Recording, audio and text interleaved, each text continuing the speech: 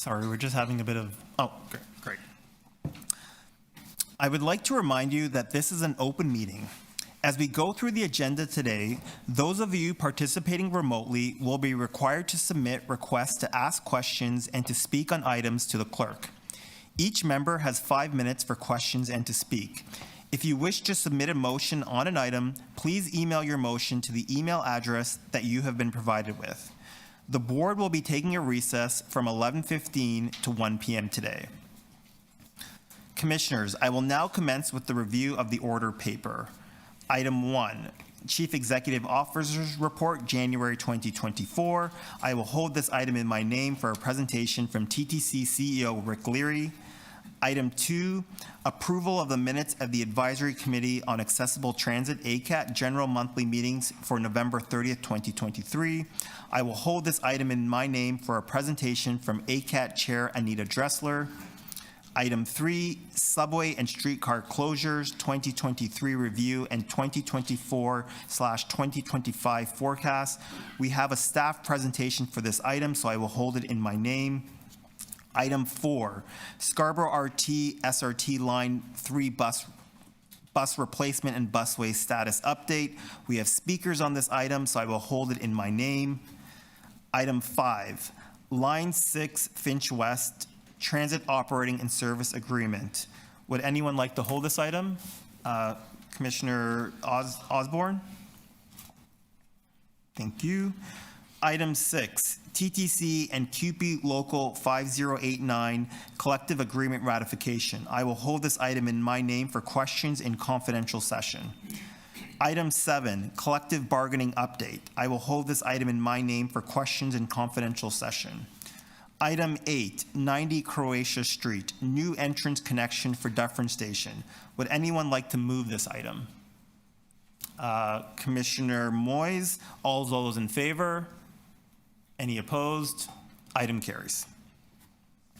Item 9, procurement authorization, elevator maintenance and repair service. Would anyone like to move this item or hold this item? All those in favor? Any opposed? Item carries. Item 10, procurement authorization, personal computing devices and services. Would anyone like to move this item? Commissioner Holliday, all those in favor? Item carries. Item 11, appointment of a TTC board member to the Audit and Risk Management Committee. We have a motion to put forward on this item, and unless there are questions, perhaps I can have the clerk post the motion.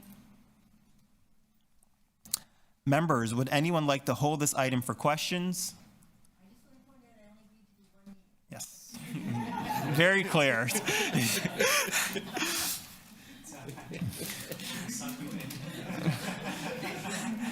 Seeing none, can I have the clerk please, all those in favor? Yeah, carries, thank you. Item 12, notice of motion, establishment of a joint working group on motor-assisted micromobility devices by Commissioner Diane Sachs, seconded by Chair Jamal Myers. Would anyone like to hold this item? I'll hold it in my name as there's going to be some revisions. I just emailed. Item 13, notice of motion, TTC Board Education and Training Session by Chair Jamal Myers, seconded by Vice Chair Joanne De Laurentiis. Would anyone like to hold this item? No. If seeing none, can I have a motion to adopt? Commissioner Jagdale, all those in favor? Opposed? Item carried. Thank you. That concludes the review of the order paper. So the next item of business is the CEO's report, and with that, I'll invite CEO Rick Leary to address the board. Thank you, Chair. I just want to, as I typically do, I would say welcome to our YouTube viewers, as well as today's participants to the board's first meeting of 2024. And welcome, Chair, welcome, Vice Chair, and Commissioners. It's good to be back again. I want to take also at this time welcome members of the Advisory Committee on Accessible Transit to today's meeting. As I saw We have ACAT recently elected a new chair and vice chairs. I want to say congratulations to Anita Dressler, who is the returning chair for 2024, as well as congratulations to the vice chairs, Erica Tanny and Betty Rivington Law.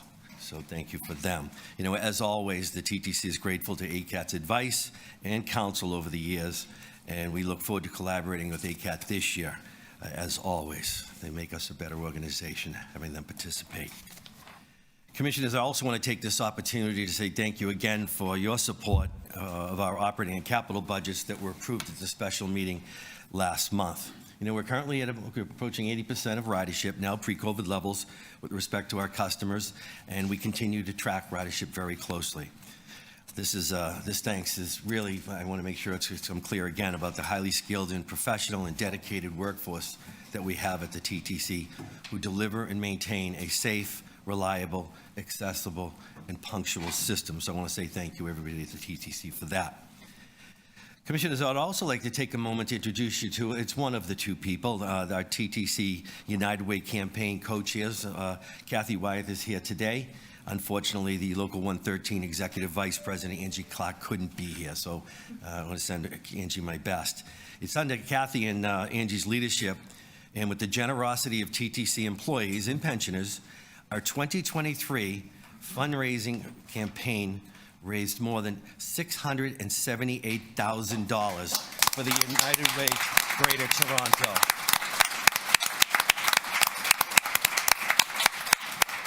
My thanks to everyone who gave what they could to support the United Way across the city.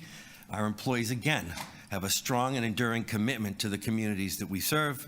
Their caring nature, their concern, and giving are on display every day in what they do, and it's a remarkable example of just that. So if we could get up, and we have a check to put in front of us and a nice picture chair if we could. Yep. Thank you, I'd appreciate that. And Kathy, come right up here, my friend.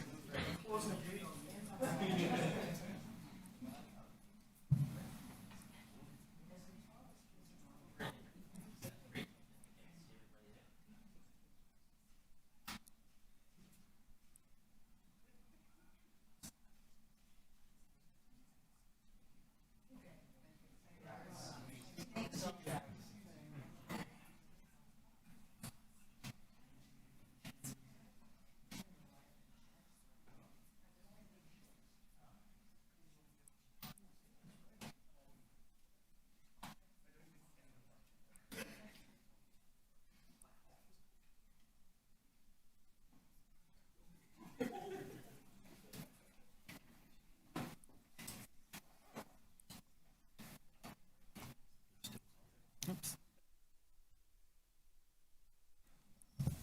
Thank you for that. I'd also like to take a moment and update you on our student janitor campaign and the program we have together, especially where we are when it comes to the hiring process. We kicked off the recruitment in December. Thank you, Keisha, for that. And we had roughly 950 applicants, so that's fabulous. Interviews are beginning this week, and we look forward to welcoming this group back this coming summer to help us keep the TTC clean. They do a fabulous job. And this is the second year that we started early to make sure that we had plenty of students throughout the summer, coming in late spring, giving a good cleanup after the winter. Chair, go right ahead. I just want to add that that's actually how I got my start at the TTC. I was a summer student cleaning trains at the subway. So yes, at Greenwood Yard, so yes. Great program. It's good to hear. Now looking ahead to next month, the TTC extends a good fortune and best wishes to everyone who's going to be celebrating Lunar New Year in February.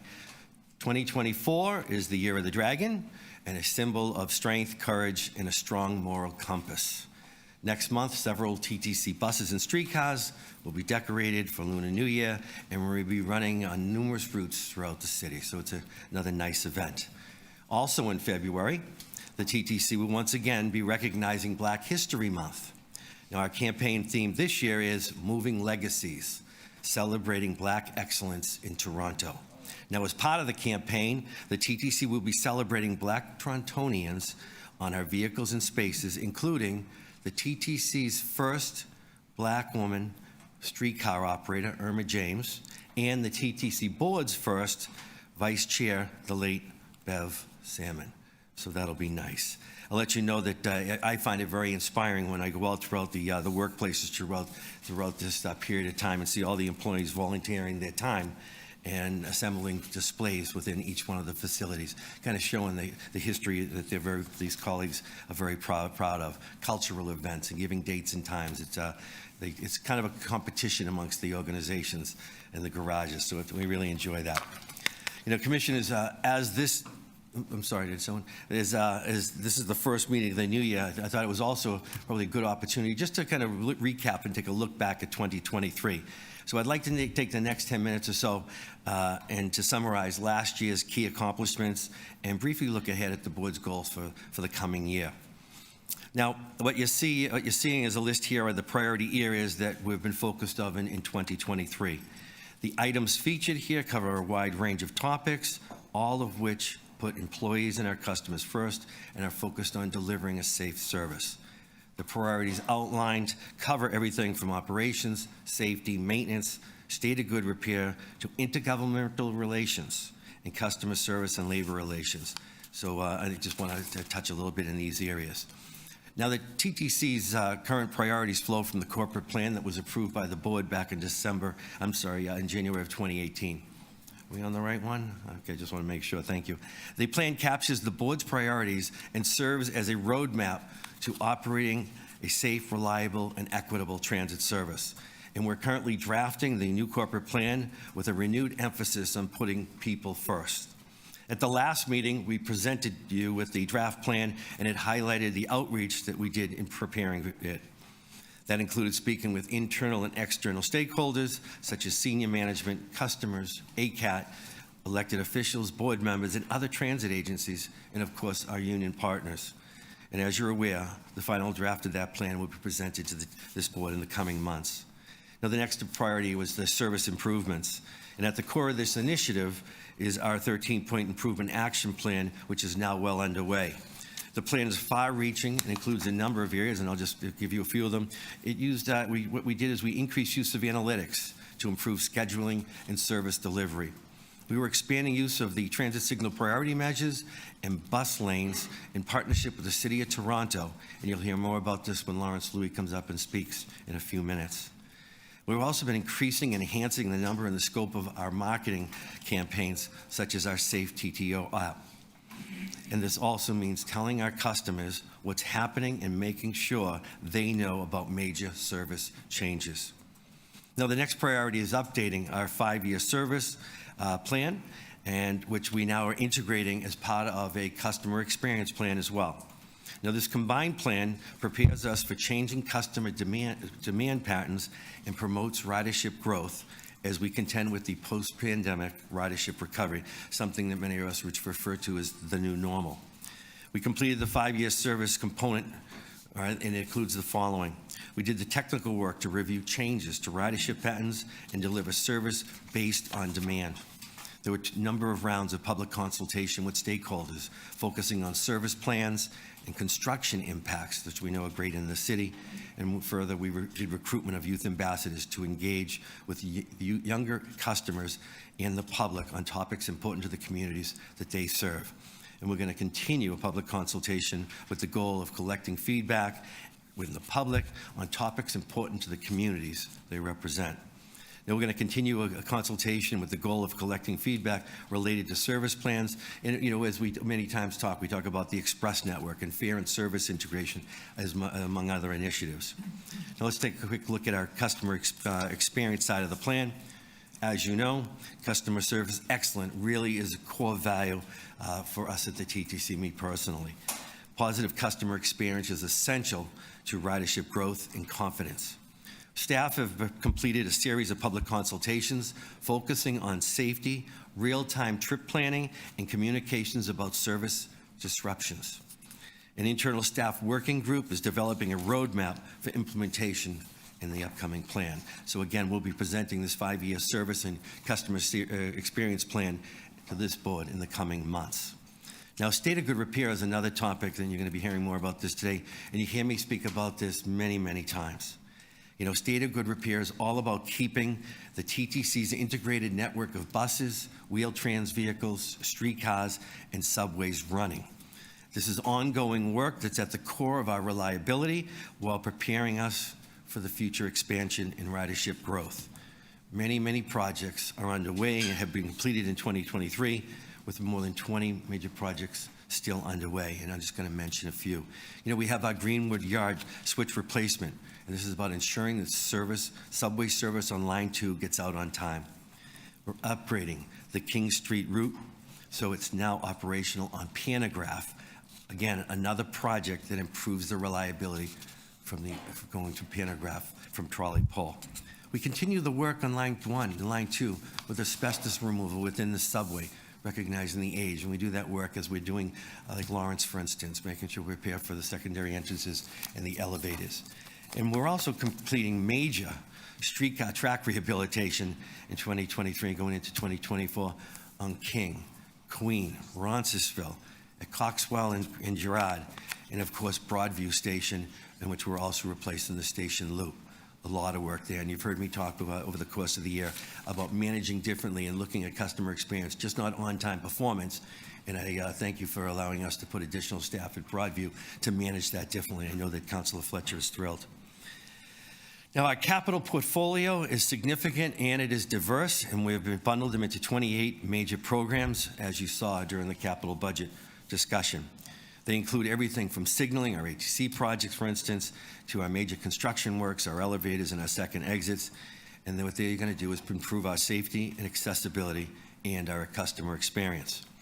I'm also proud of the work we've done when it came to getting the funding and getting the project moving with our construction director on the Young Bloor Station in the capacity improvement program. Many of us recall back in January 30th of 2018, which really was the push to get this project funded. As well, the capital portfolio includes new vehicles. We have the 60 streetcars that started in 23 and they're advancing this year, as well as the electrification of our bus fleet so that we're 100% zero emissions by 2040. And if we work it out right and we get the funding, we will far surpass bringing it in sooner. So there are many, many projects underway, and we're proud of the advancements of those. Of course, you know, I mentioned the funding, you know, but we can't pay for these large projects on our own, and that's where our intergovernmental relations come in.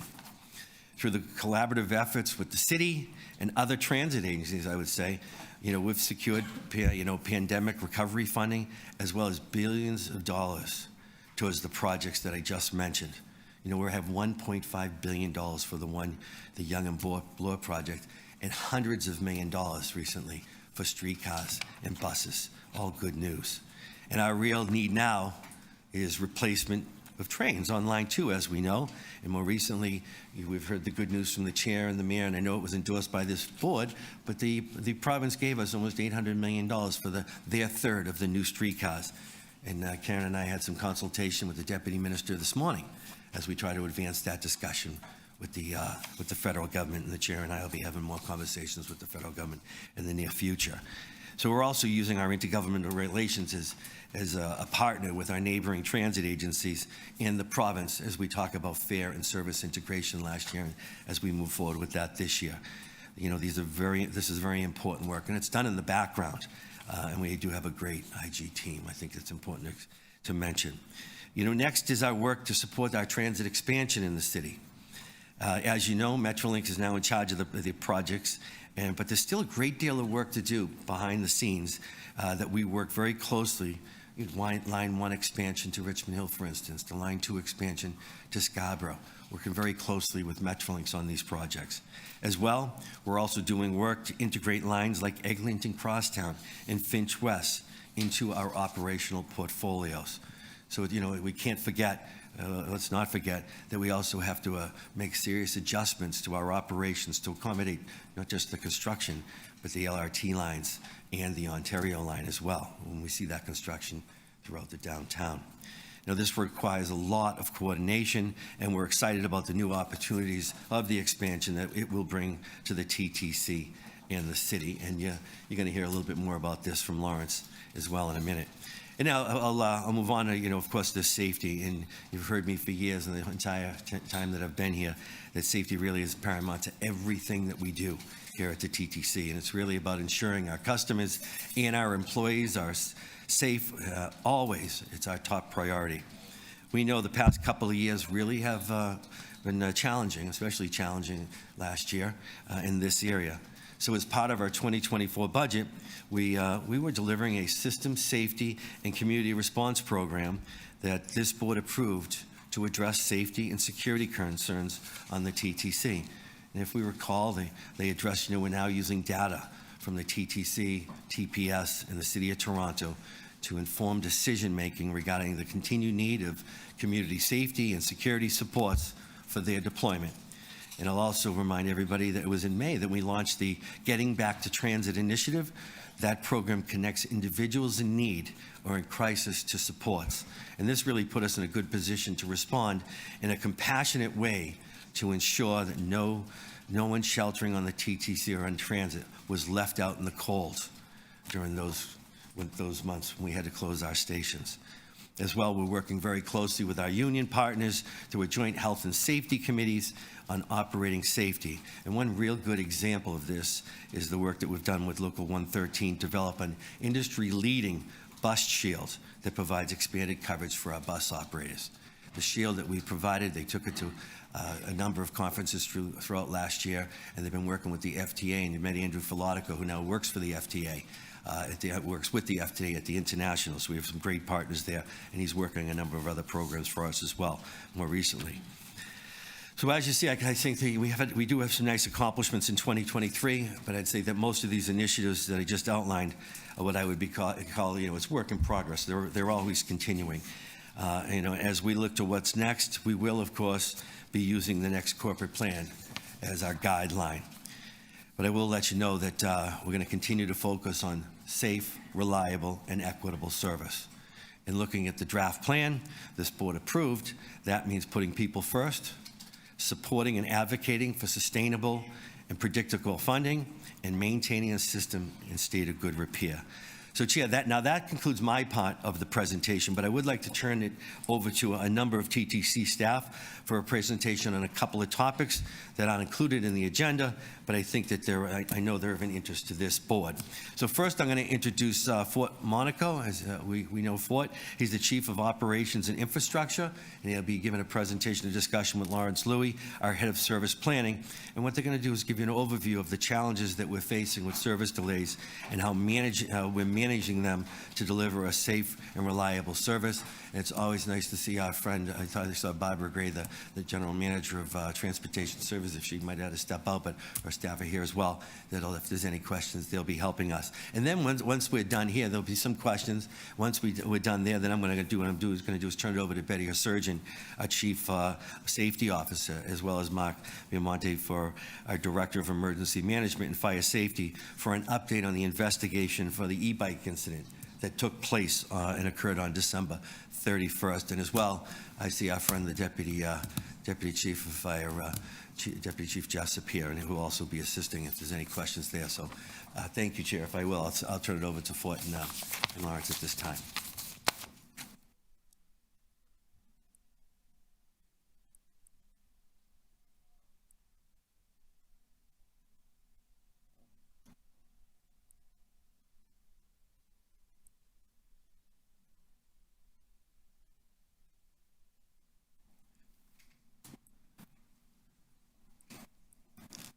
Apologize, just wait for the slideshow to get up. I'll use some dead air.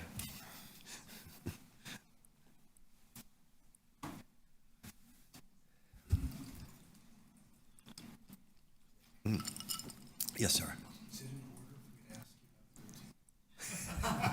me to ask you about It got cold.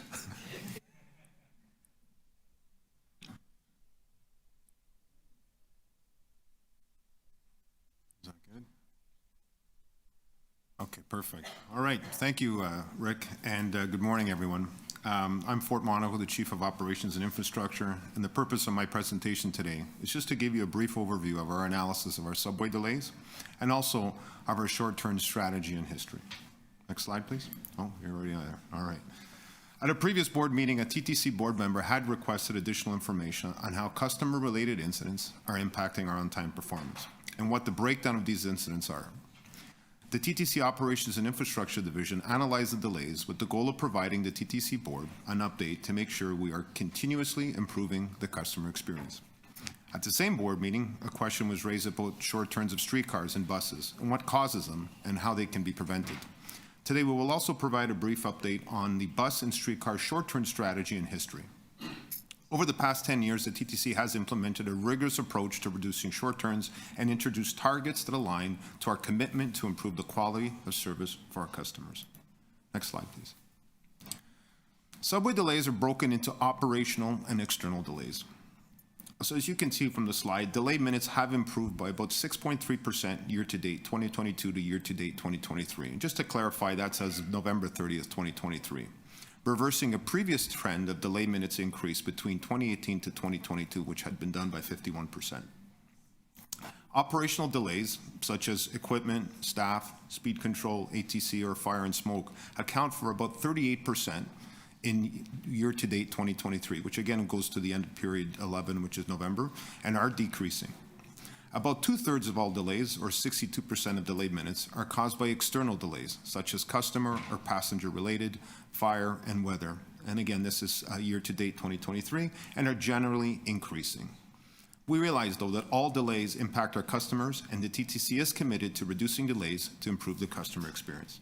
Next slide, please. Here's a snapshot of the data from 2018 to present. The light blue area on the graph shows the operational delay incidents. If you take a look, you can see that the operational incidents have steadily declined since 2018 compared to the total delays. The dark blue bars indicate the external incidents. As you can see, external incidences have been increasing since 2018 compared to total delays. External delays or environmental delays are related to weather, fire, and of these, customer-related delays account for about 99% of all external delays in year-to-date 2023. From an operational delay standpoint, I can say that we are happy with the progress that we have made over the last 5 years. However, I do want to acknowledge that we are currently challenged with an increase in the number of reduced speeds on our subway track throughout our network due to the results of a recent track geometry survey. Please be assured that we have already commenced on the required repairs to ensure as expedient a removal of these restricted speeds over the coming weeks. Next slide, please. Now I'd like to move on to the types, or the main types of subway delays. The most common reasons behind delays are passenger-related, which is the dark blue line, and these have increased further over the last 3 years, as 62% of total delays in year-to-date 2023. These can include passengers causing disruptions, people at track level, or injured or ill customers, as well as others. Of these, passengers causing a disturbance are almost a quarter of all customer-related delays, and they have increased by 129% from pre-COVID levels to year-to-date. Unauthorized track level delays have increased by 269% from pre-COVID levels. These increases are due to increases in reporting, for example, the Safe app, Say Something, Rogers Access, and the subway stations all provide more ways to report issues as well. Equipment-related delays, which is a green trend line, shows that the proportion of equipment-related delays to total delays is now on par with pre-COVID levels. While ATC, speed, and opto-related delays contributed to increase in 2022, we've seen a big improvement in ATC-related and opto-related delays in 2023. As ATC-related delays were reduced by 52% following the final phase, which was phase 5 of the project, which occurred in 2022, and you'll hear further about the phase 6 work that was done in 2023. Speed control-related delays have reduced completely to 0 on line 1 as a result of the full ATC implementation. Staff-related delays, which is the red trend line, have shown a remarkable reduction of 43% in comparison to the same period in 2022. It is now below pre-COVID levels, which is going back to 2020, 2019, indicating a clear improvement in this area. Again, we are pleased with the decrease in our operational-based delays, and I would like to acknowledge the great efforts and assistance provided to us by our data analytics teams. We are using data to drive strategies to ensure that we operate as efficient a service as possible. I can assure you that improvement efforts will continue, but we are already seeing some results of our hard work. We also acknowledge that the TTC faces an increasing number of societal challenges. Although most may be immediately out of our direct control, how we respond is something we continue to work on to ensure safety, compassion, and efficiency. Next slide, please. Through TTC's multidisciplinary community safety work, we have introduced a number of initiatives to support customers and support the most critical areas of passenger-related delays. So what have we done? As you can see from the slide, we have implemented CCTV hubs at key subway stations, as all of our 6 hubs are open now every day during service, and we are approaching 60 stations that currently have 90% CCTV coverage. We make regular safety announcements, hiring frontline staff and delivering enhanced human factor training for station supervisors. So for example, all frontline staff have received naloxone training, along with the ongoing de-escalation training that continues to roll out. And there's a variety of other initiatives, as you can see. We're also implementing operational improvements, such as rolling stock and infrastructure modernization on Line 2, closely monitoring vehicle reliability with vehicle state of good repair programs, tracking on schedule, reviewing our work zone management, continuing to look at and upgrade our radios and our antennas through our systems, and in-terminal vehicle cleaning efforts. And we continue to work with operators to reduce staff-related delays. And that's the end of the subway delays presentation. I will now provide a quick overview of the bus and the short streetcar, bus and streetcar short turns. Next slide, please. Next slide, please. So what is a short turn? A short turn occurs when a vehicle is turned back and taken out of service before it can reach the end of its route. This includes with buses and with streetcars. It's a tactic that is used by our control center when there's a significant gap or bunching that is occurring due to road conditions, constructions, weather, or traffic delays. Short turns are deployed to realign TTC buses and streetcars with their schedules. Next slide, please. So before 2014, frequent short turns were deployed because the TTC used headway for managing service reliability. Contributing at the time were high levels of unreliable fleet, old service schedules with insufficient travel times, and insufficient staff to deliver 100% service, all contributing to more reasons to consider short turns. That's why in 2014, TTC set a target of 0 short turns. We adopted an end-terminal strategy that discouraged the use of short turns and worked to resolve the fleet and service-related constraints to provide improved experience to our customers. This strategy resulted in a 77% reduction in short turns over subsequent years. In 2021, one of the critical advances was the introduction of TTC's CAD and automatic vehicle location software, which is called their Vision, to allow for monitoring and ease of dispatching short turns at critical times. Currently, short turns are less than 2% of what they were 10 years ago. This small percentage of short turns introduces or keeps the flexibility when it is most critical to operations. In summary, we have been using a more rigorous and disciplined approach to short turns for the past 10 years. The introduction of a small amount of short turns still enables corrections in acute circumstances of bunching and delays, and used sparingly so as to maintain a positive customer experience. We understand the inconvenience that short turns have on our customers and utilize them when it is absolutely necessary. Thank you for your attention. That concludes my presentation. I would now like to turn it over to my colleague, Lawrence Louis, Acting Head of Service Planning, who will be conducting a short presentation on surface reliability. Thanks, Fort, and thanks for having me before the board again today to speak about some of the measures that we're taking to move forward with transit priority and why it's important, especially with the proportion of our network that operates on trips from 5 to 3% and having schedules that reflect conditions. We're simply building in slower travel times and the same and longer waits for our customers without improving travel times, but improving reliability. TTC operates one of the largest and busiest frequent transit networks in North America. We've talked in the past about us having 16 of the 22 busiest surface transit routes in North America.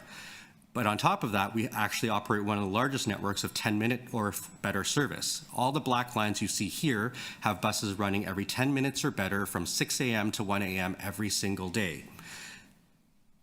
Much of this network, however, does not have transit priority. Much of it operates in mixed traffic, as you can see in this map, where we show portions of the 10-minute network with either bus priority and HOV corridors or dedicated bus and streetcar lanes. This results in only about 10 to 15% of that network with transit priority, which carries over 3.7 million boardings per week.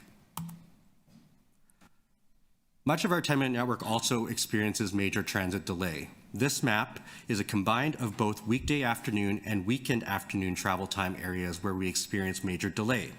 Areas in orange are places where we see extreme travel times 2 times worse than free flow, and in red, 3 times worse than free flow.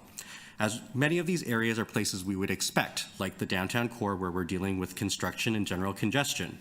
But there are also other areas throughout the entire city. Some that I'd like to highlight include major shopping areas where we spend a lot of time getting people on and off buses, as people are usually carrying more and getting on and off takes a little more time.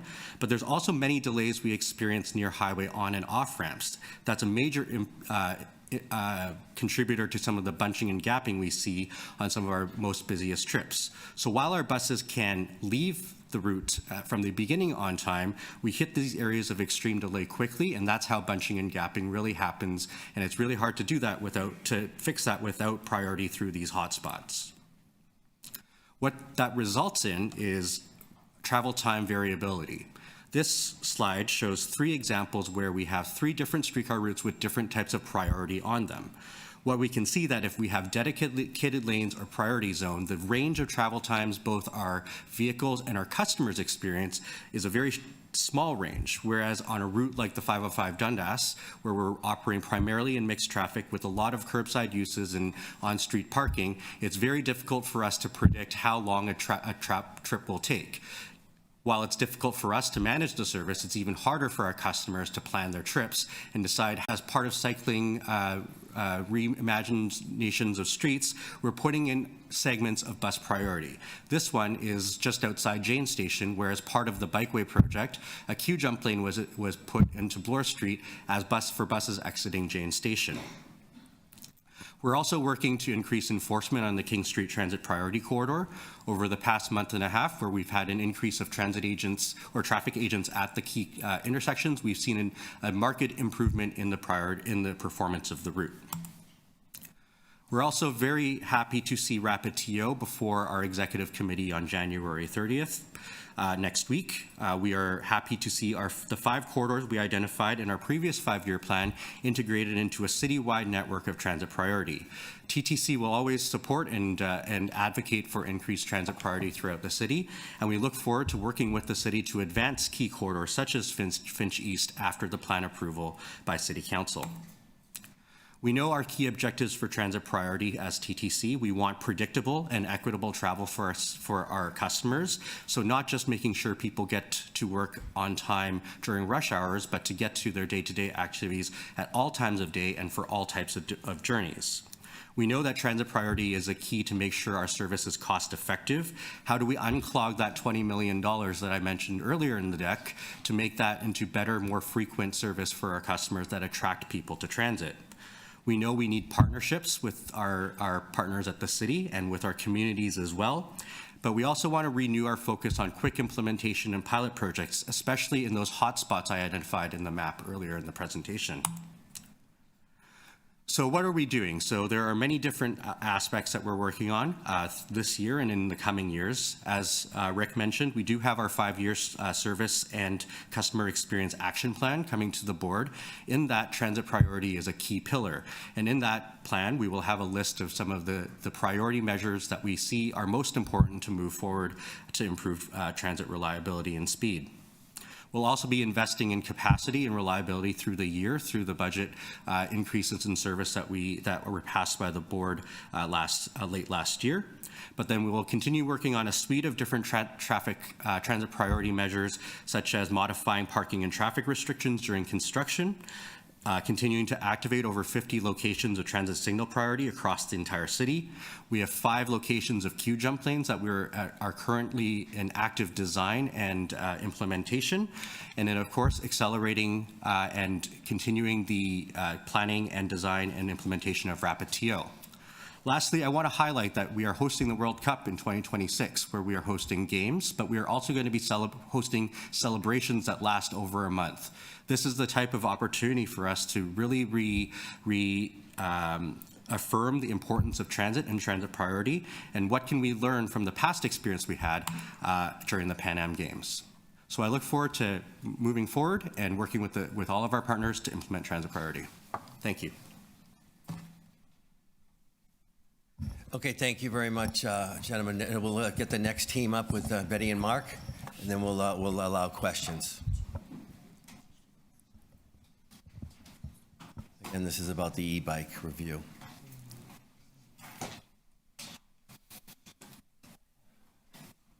Thank you, Deputy, for being here as well. Very welcome. Okay, thanks very much, Rick, and good morning, Commissioners. Joining me today, as Rick mentioned earlier, from my team, I have Mark Biamonte, who's the Director of Emergency Management and Fire Safety, and also from our Toronto Fire Services, we have Deputy Chief Jim Jessup here with us as well. So Mark will be providing you with an update on the New Year's Eve e-bike incident on board our Line 1 subway train. This update will include actions that we've taken to date, our initial findings, and of course, next steps. So I'm going to turn it over to Mark to take us through the slide.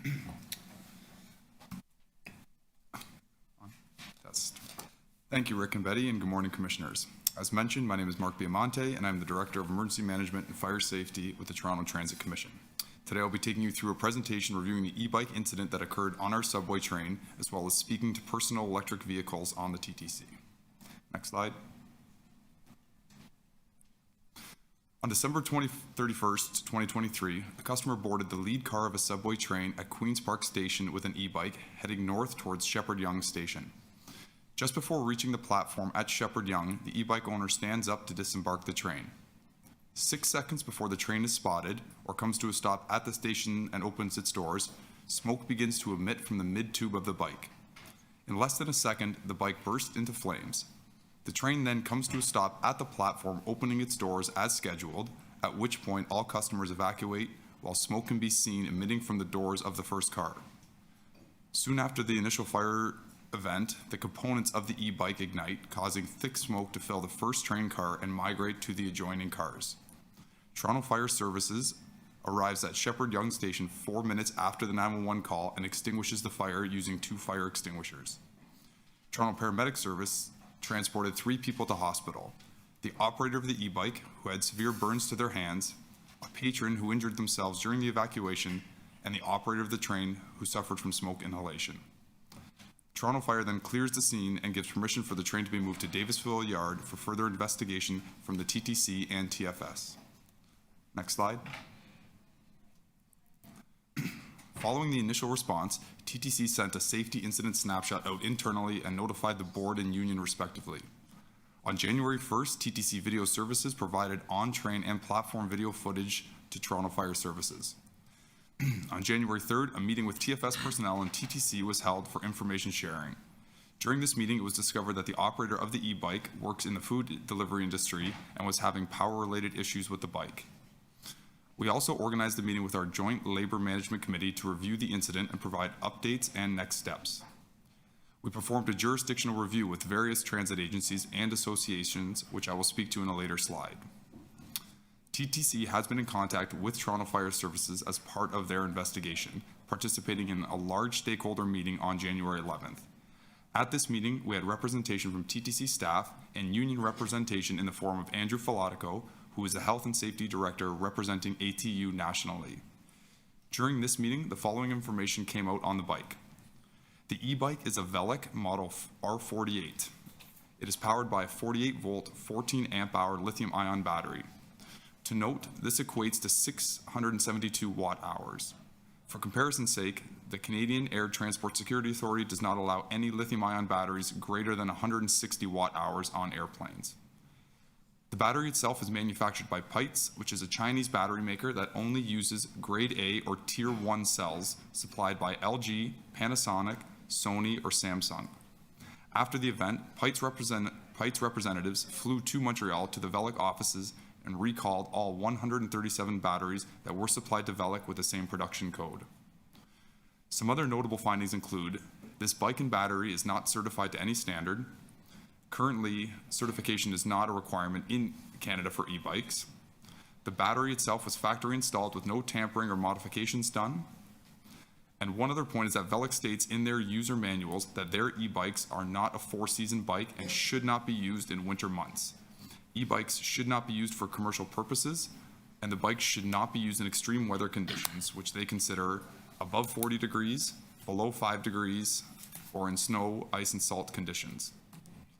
There are several reasons for the statement from the e-bike maker regarding avoiding using during extreme weather conditions, which include the fact that the transfer of lithium-ion batteries from hot to cold temperatures creates condensation within the battery compartment.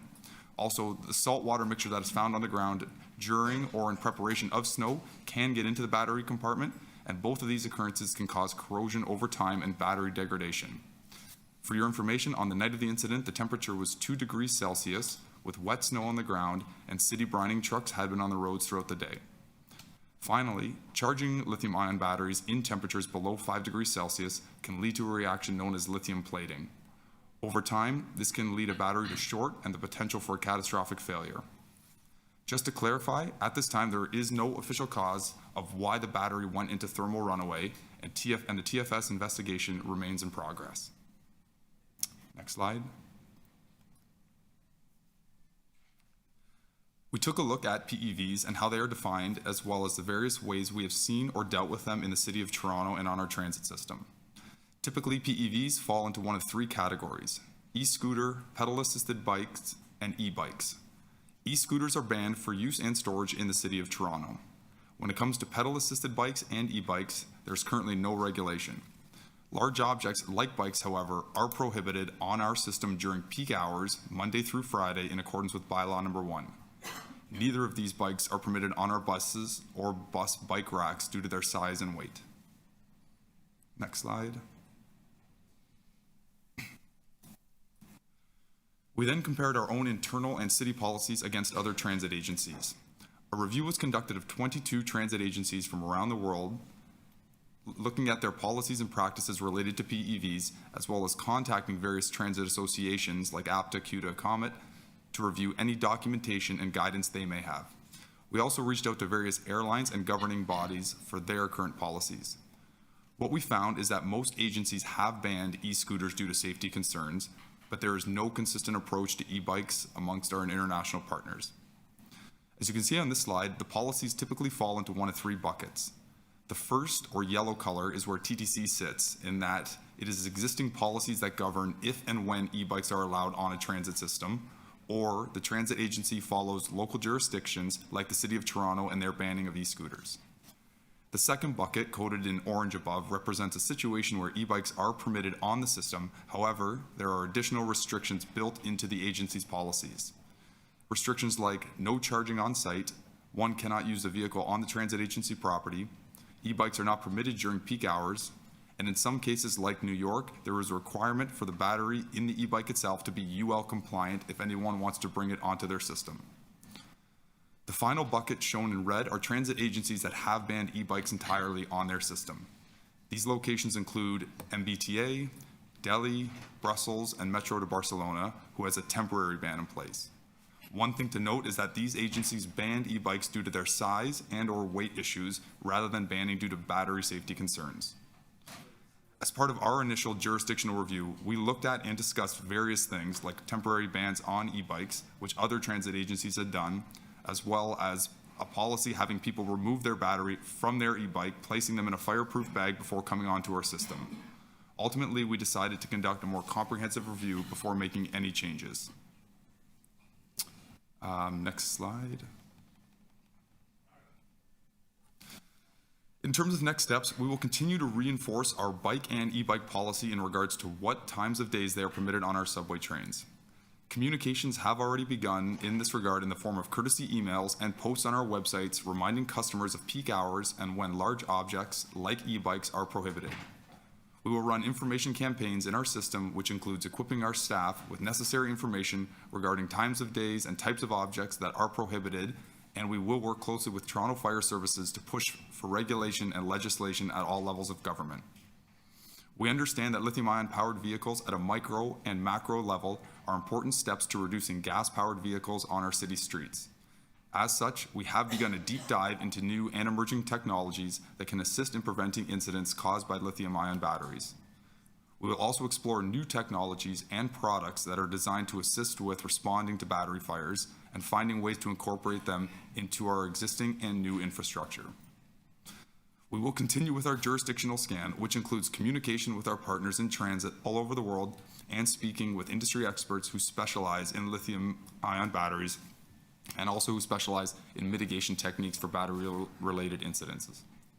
Finally, we will remain an active member in the City of Toronto Interdivisional Working Group on Micromobility and the Lithium-Ion Battery Working Group that is chaired by Toronto Fire Services and includes members from all across Ontario with a wide range of expertise, including other transit agencies, fire departments, waste management, underwriter laboratories, Hydro and Transport Canada, to name a few. We will also continue to collaborate with our city and union partners. Additionally, we commit to providing regular updates to the board on any progress in regards to the Toronto Fire Services investigation findings and information regarding TTC policy updates and changes as they emerge. Thank you for your time. All right, thank you very much for that presentation as well, Chair. That actually concludes the CEO's opening for item number 1. But now we can go to questions. Thank you. Commissioner Osborne, 5 minutes, please.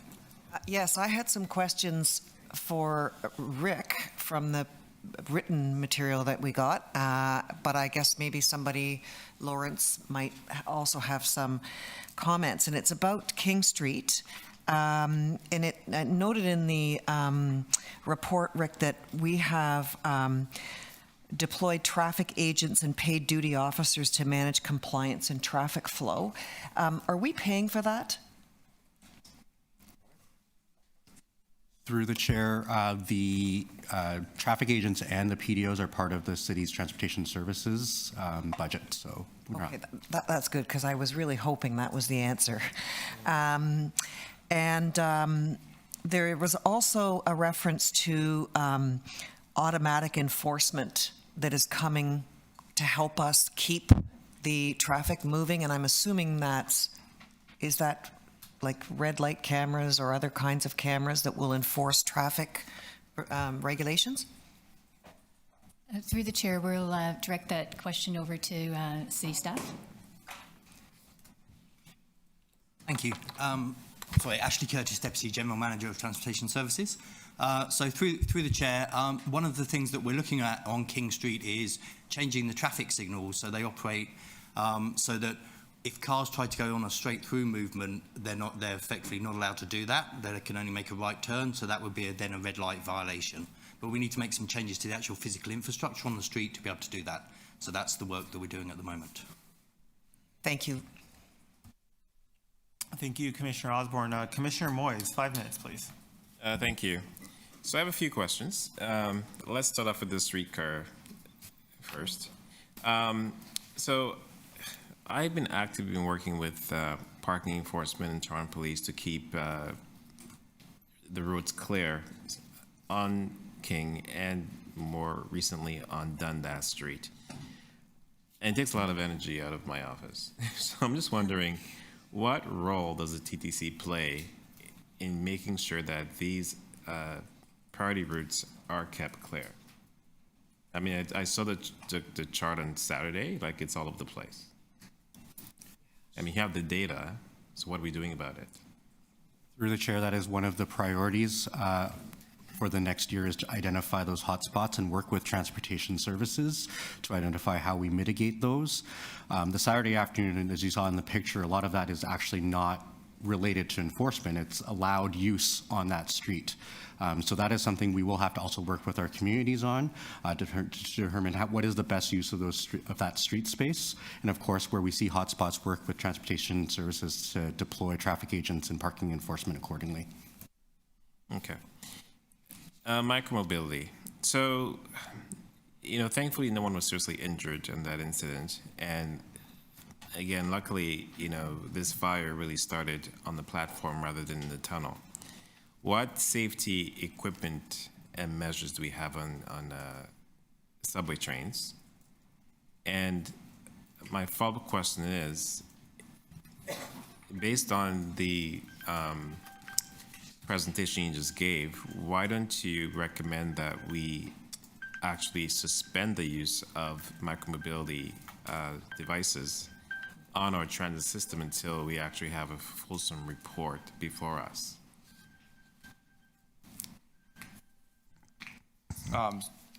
Yeah, so through the chair, I think I can address maybe question 1 and then pass to question 2.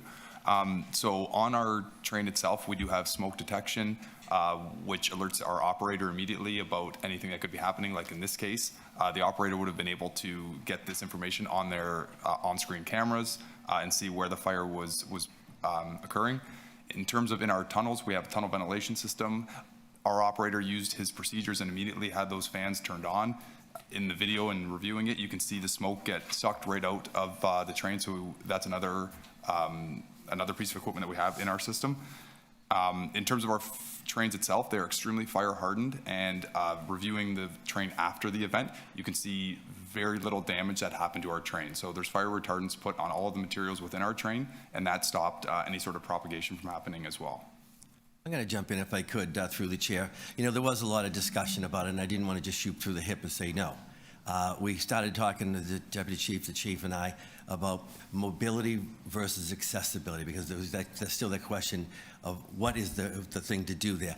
And it really became down to how significant it is that we continue our weekend shutdowns to make sure that we simulate these type of events on an annual basis. The chair, you had an opportunity last year to come to one as well at Finch. I believe, I forget where we were, but Don Mills. Don Mills, thank you, sir. And to do the simulations for emergency response, just like happened. Within 4 minutes, they were there, right? And because we think the same way you do, it could be in different locations and what happens. But I was comfortable, especially more comfortable within a few days, because I knew on New Year's Eve, we don't let the vehicles in to begin with. And New Year's Eve, they didn't let the vehicles in. And within a few days, we found out that they were pulling all those bikes off and pulling them back, so it was a one-off situation. But at that night, that was my thought, to be honest with you. And then I decided, after discussions with other people, I'd hold off. And then when I heard from Andrew Filatico about, really doing a deep dive and getting support from the unions and everybody, I believe it was the right thing to do. I have a few seconds left. So I'd like to know what the cost of the damage was and liability. And my final question is the New Year's Eve day situation at Union Station. I'd like to find out more as to what happened there and how it could be prevented in the future. Through the chair, we're still working on the cost. However, initial investigation on the damage, it was not significant. A lot of it was on the floor. It was really heat damage, not fire damage. And then several of the seats need to be replaced due to the heat and smoke damage, and a couple of stanchions. So the damage has been pretty minimal, but we're still working on the cost for that. Thank you for that. And I'll jump in on the New Year's Eve and the train delays, because we know that in the previous year, we put almost 70 trains through in the 2.5-hour period, and we only put about 56 trains through this past New Year's.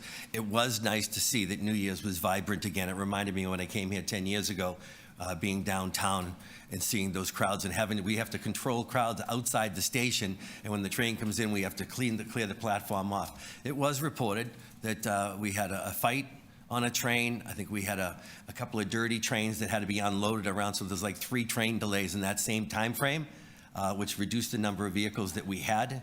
But with the way they manage it is like they did before. We hold people outside Dundas, outside Union, wait for the train to sweep a platform, as we call it, and then we let the people in again. City's vibrant again. It was good to see. We are going to do things different, though, because we always do a follow-up review, and we talked about it about a week ago. Lawrence, you were talking about a new scheduling of late into the evening, all right? What we do is we do depend a little bit on overtime, but for 2020 into 2025, we're going to schedule a few more trains. I want to keep that 70 number, and we had plenty of staff. I think we had over 20 staff at Union when we had that discussion. managing the station. They get heavy. Thank you, Commissioner Moy. That's your final question. Are there any other questions? No? You have questions? Okay, sorry. Commissioner Holliday, 5 minutes, please. Thank you. Actually, based on the report, it talks about passenger other for the reason for delay. And I think it's one of the largest categories. What does other mean? There's disorderly, that's in the report, but what's the other?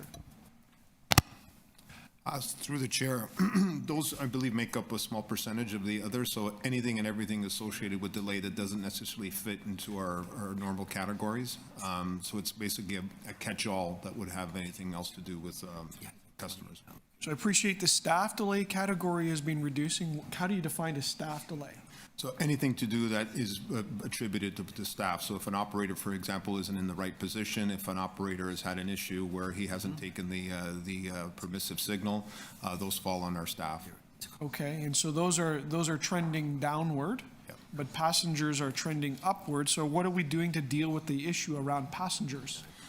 So as through the chair, one of the things I think has been really key for us is opening up each and every single one of those hubs and having folks in that hub looking at the CCTV camera, taking a look at passengers and any sort of erratic behavior. We actually recently implemented a program where if there's any sort of, we have 3 categories of interventions.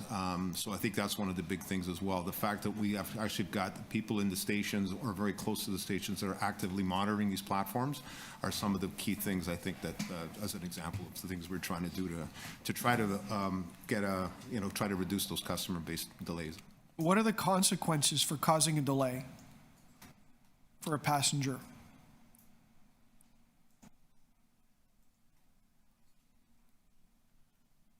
How about consequences for entering at track level? Our special constables immediately will go into the track and apprehend the person and take them out.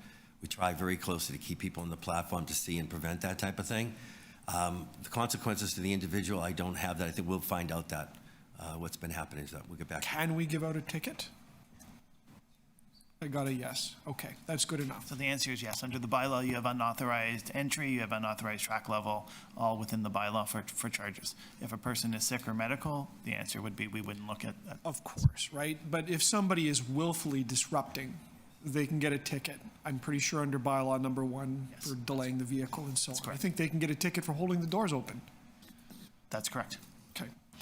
To Mr. Louie, I wanted to ask, can you break down the seconds or the time or the things that impact surface vehicles, specifically buses?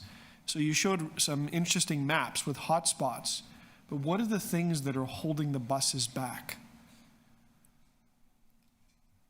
Through the chair, once we identify these hotspots, we can do a deeper dive into exactly what is contributing to it. And obviously, every one of those hotspots are different, and we tried to identify some of those key themes of what is around in terms of context through that map.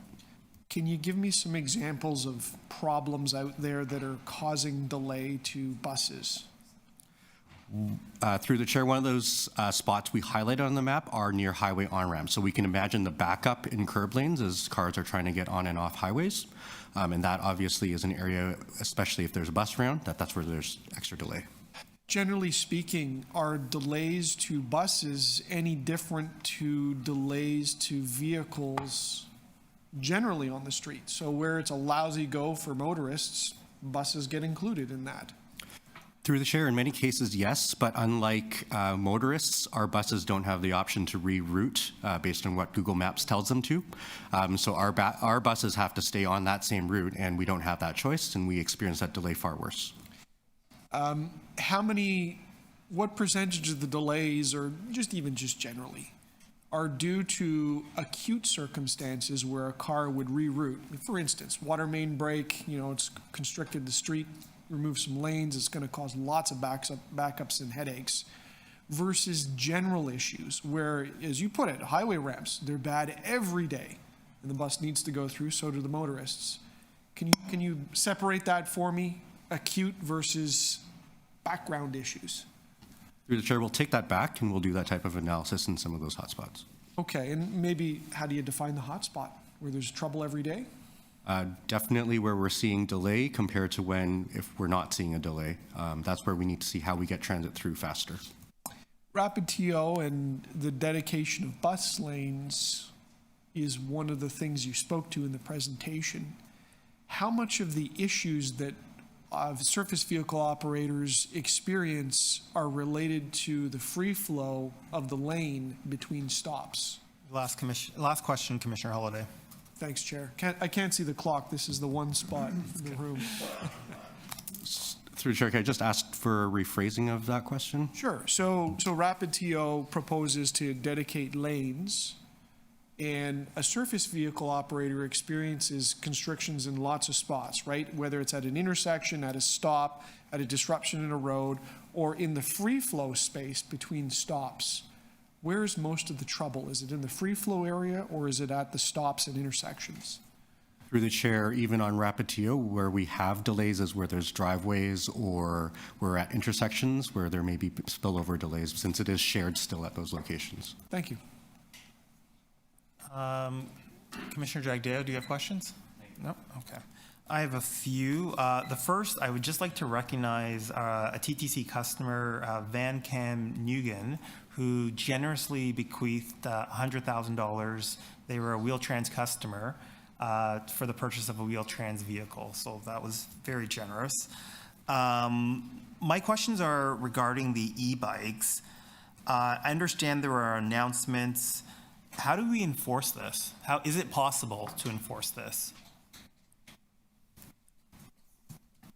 Betty, you can jump in, but I'll say it's very difficult in many cases. As we know, we're an open system. I just want to be honest. Someone jumps on a streetcar, goes into Union, tries to pull through. Our frontline employees are trained to, at the time of day, to make sure that they restrict the ability of people to coming in where they can, and they do that. But it does become difficult. I'm going to be honest with you. One of the things that we had discussions on that night is that vehicle that had the flame incident. Some people would have thought that was a regular bicycle, right? Because they look so much like it now. They're not as big and bulky anymore. And so that, we talked to Frontline, talked to the unions about that difficulty of identifying it. Right. So if there's no real way to enforce this, are we working on strategies so that when people do take their bikes on TTC vehicles or TTC property, they can do it safely? I'll let Wendy comment on this. And then Natalie, if you want to just give an overview of the things that we've been talking about that they're underway and what's going on. Wendy, you go first. I think our answers might actually overlap, but I certainly will. Through the Chair, it really starts with education and awareness of what is an e-bike and for our employees, for our customers, when they're allowed and when they're not allowed. I think we need to build up that awareness first and foremost. The practice of e-bikes really increased over the last couple of years, and for the most part, that awareness really wasn't built during the years of COVID. Now's the time where we need to bring that awareness back and within the system and with our customers. Through the Chair, just around tactics, we are going to have a campaign come out the door. We've been meeting with all of our colleagues to see best practices, how we can make that happen, and we're going to put some PAs up just to gently remind people and continue to work through. We have a fulsome communication strategy ready to go.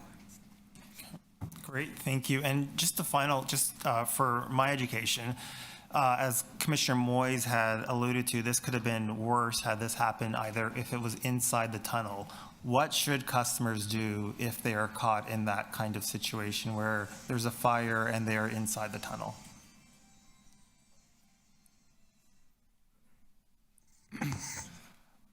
So our operators are trained, and we actually got a kudos from the fire department about our SOPs and what our operator did in this incident. But in this case, they'd be following what we call our Plan A, which is fire on board a train incident. So if our customers find themselves in this situation, they should be listening for our operator and instructions from them. Our operator, again, will follow their training. They will be in direct contact with transit control. They will do their best to get to a station. Like in this case, if not, if there's an emergency exit building, our operator will get to an emergency exit building to start the evacuation there. But what they should do is get as far away from the fire as they possibly can, and then take direction from our operator in transit control. And Chair, through you, the other thing is on every single one of our subway trains where you see the map, there's actually information telling you what to do in case of fire and any kind of emergency situation and how to react to that. Chair, if I may add, I want to reiterate what was stated. You and I spoke that day as I spoke with the CEO when the fire occurred. The actions of your staff absolutely made the difference that afternoon and that day. So on behalf of Toronto Fire Service, we do want to publicly acknowledge and compliment the work that the TTC staff did, along obviously with the women and men of Toronto Fire Service. And again, just following up on the CEO's comments, the critical piece for us is the continued training that we have done for years collaboratively with the TTC, especially during the night and the evenings, as we continue to manage this evolving public safety risk. Thank you. And just to, while I have you, just to turn it back to New Year's Eve, are there any lessons learned that the fire department will be taking forward as we plan for New Year's Eve 2024 or 2025? Sorry. Through the chair, thank you for that question. So as we do with all major events, we work collaboratively with the TTC on pre-planning and looking at the risk assessments and looking at lessons learned. So our teams continue to meet. The investigation into this situation continues, and certainly all lessons learned will be applied, not only for New Year's Eve, Chair, but for all major events, where the TTC is receives additional passengers. So this is nothing new. We do this on a continual basis through all major events that the city hosts every year, and it will be something that continues. Will there be some sort of post-mortem as to what happened, lessons learned, and what we plan on doing going forward, or what we plan on changing going forward? So certainly, the fire chief's been very clear on this. In fact, the fire chief sent a letter to the two deputy ministers of Health Canada and Transport Canada on January 23rd, 2024. The key challenge that we are acknowledging and we're trying to deal with at this point, as are our counterparts across North America, especially in New York City, is the regulation of these batteries. So that work has initiated. The fire chief has transported the level of government that candidly has the authority to deal with the regulation, distribution and sale of unregulated batteries. And in terms of the results of the investigation being led by Toronto Fire Service in collaboration with a multitude of stakeholders, that of course, those results will be analyzed. They will be reviewed with the TTC and with all stakeholders, and absolutely every lesson learned will be shared and will be put into practice. Thank you very much. Any other questions? Point of order, Chair. Chair, may I request of the committee a second round? I don't think I need 5 minutes, but I'd love to ask about the batteries. Sure. Thank you. I think it's Deputy Chief Jessup, but I'll invite anyone to chime in. So, what is the danger? I didn't get the sense it was fire. Is it the smoke? What's the problem we should be concerned with? Through the chair, Councillor, thank you for the question. So it absolutely is both. So it's when the batteries go into thermal runaway. Okay. As we have seen, so since 2020, we have had 103 fire incidents in the city of Toronto, resulting in 2 deaths and numerous injuries to civilians. It is a thermal runaway, and it is the speed and veracity of the fire that escalates very, very quickly.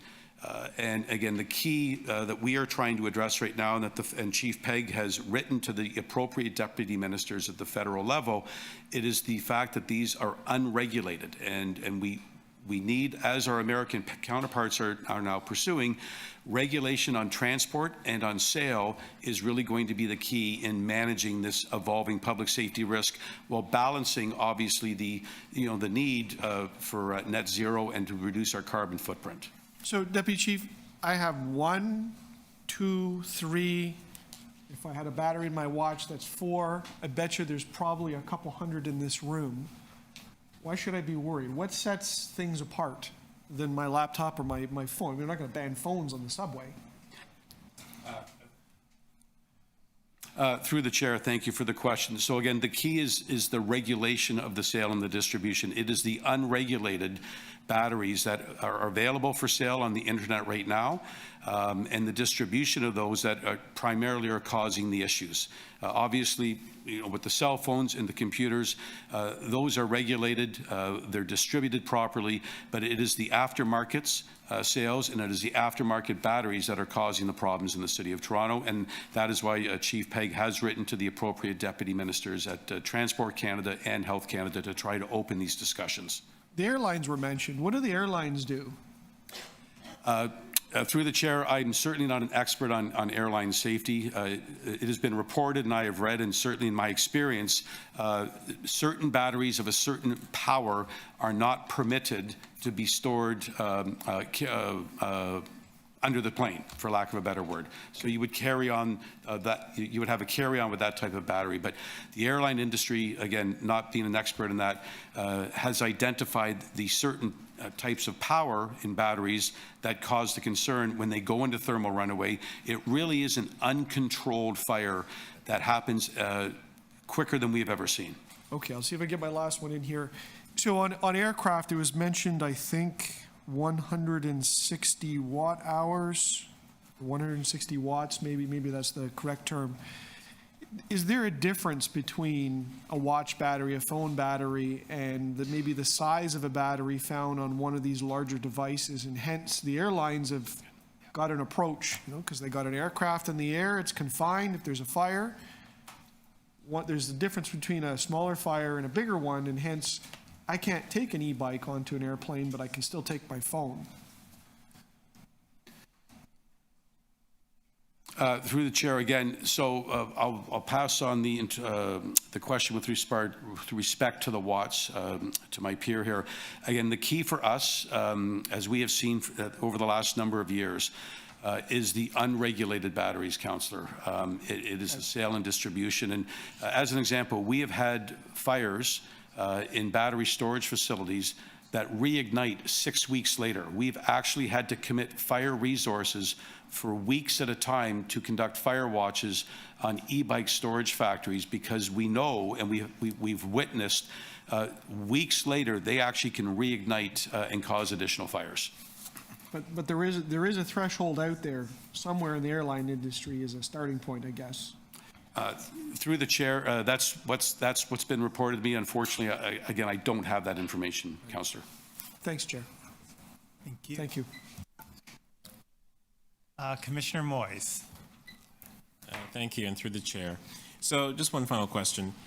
After the micromobility fire on the subway train, the transit union put out a statement saying that that was the prime example as to why we should have 2 operators on a train, because one person could not handle such an emergency, and it's unreasonable.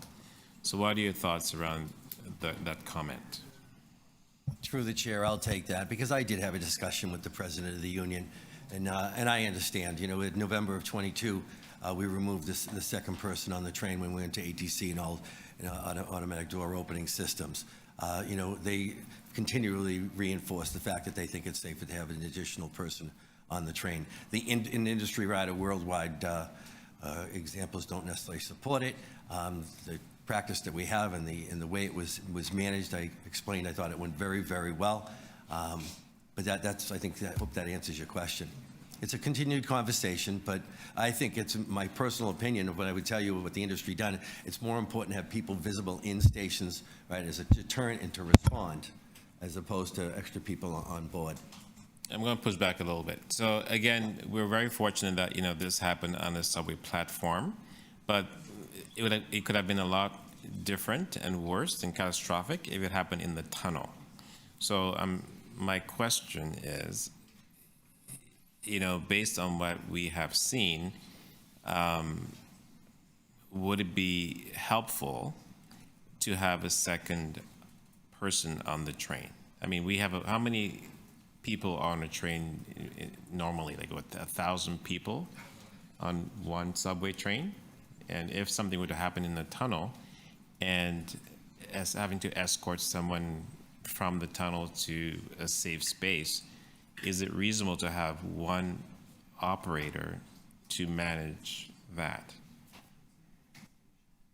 In my professional opinion, that the industry standard of having one person on a train is suitable for the way that we manage this business. You know, I'm not going to say that, you know, it's very hard to say, you know, if you know, there were days when there were more than 2 people on a train, right? 1 person per 2-car train. Then it went to 1 person, 2 people to a train, and now it's 1 person to a train. And in many areas, there's no people on a train. Having people move on and off. One of the things that I think we're doing very well now, especially with the Special Constable Force, is having them riding trains a lot more often, especially in the Young and Bloor Union area. It's where we know that 9 out of our 10 incidents are occurring. And Nicole, who's the acting head of the Special Constable now, is using the data that she has, having them ride. It's that type of impact that I think is more beneficial. Thank you, Commissioner Moyes. Seeing no further questions, can I have a motion to receive the CEO's report? Commissioner Osborne, thank you. All those in favor? Opposed? Motion carries.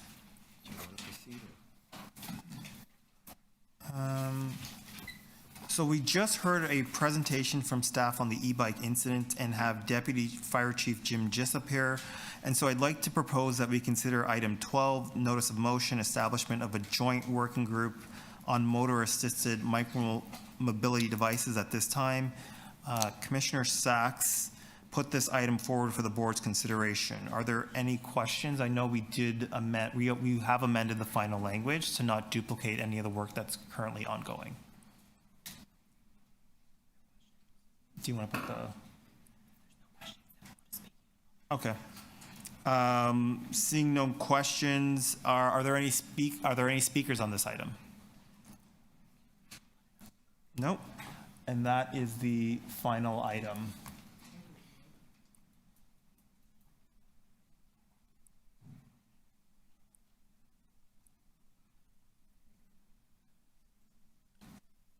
Okay.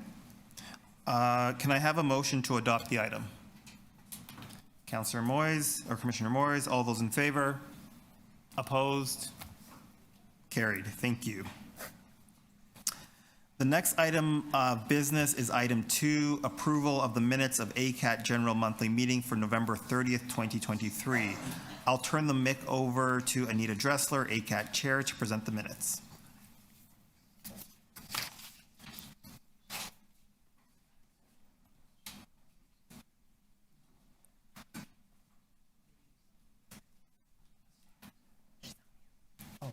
I think you're on mute, Ms. Dressler.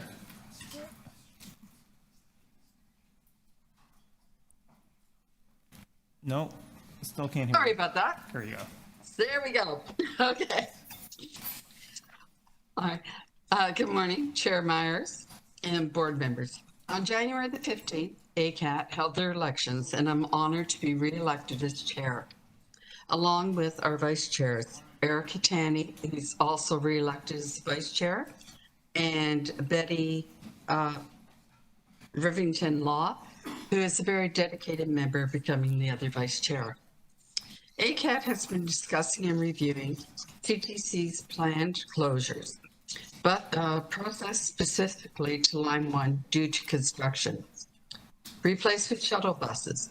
Also recently, we had numerous deputations regarding the removal of bus stops. One example is 250 Davenport, which is a large apartment complex. Wheel-trans stops and landmarks continue to be reviewed at the appropriate subcommittees. The following is a brief summary of the main topics discussed in the November subcommittee meetings. Communications. Deborah Brown, acting head of marketing and customer service, presented new paperless signs that will be installed to assist people with low vision. These new signs have the capability of Braille and spoken text. The Wheel-Trans newsletter will provide sensory information to all customers. Design review, a presentation of new construction at the Cumberland and Bay Street area was given to the members. They included barrier-free walkways and new entrances to the base station. Pre-boarding announcements on buses. Chris Salvador, head of revenue operations, clarified the fare gate. sensors. Also, the APS, Accessible Pedestrian Signal, will be tested by ACAT members at Avenue Road in St. Clair in the very near future. Service planning had a presentation given by Trevor Tremble and Eric Smith, the Assistant Manager of Fair Inspections. The members were also advised of the training procedures for all inspectors. Matt Haig, Manager of Customer Service Strategy and Foresight Service Planning, brought forward the 5-year strategy plan, advised of the upcoming focus on moving large volumes of people and customer experiences. Lastly, Wheel-Trans Operations was given an update on re-registration of Wheel-Trans customers by Dean Milton. For 5 weeks, volunteers have participated in the FOS pilot. This included scheduling, taking trips, and resulted in indicating that landmarks and transfer stops need some modifications. The committee also was working on the initiative in 2024.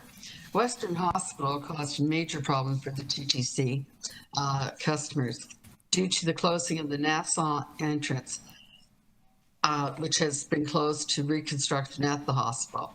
This closure caused concern and confusion regarding all Wheel-Trans trips. The problem has been solved by rerouting to 70 Leonard Street, which is the back of the hospital.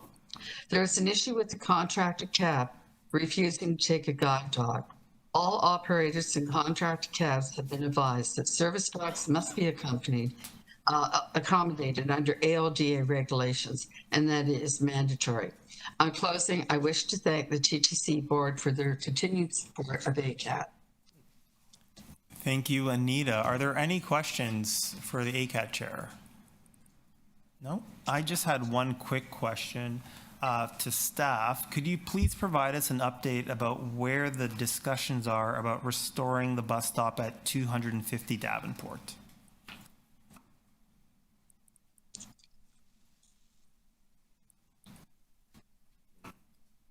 My apologies, Chair. I'm not able to answer that question at the moment. Can we get that question offline? Sir. Okay, thank you. I'm now, let's see.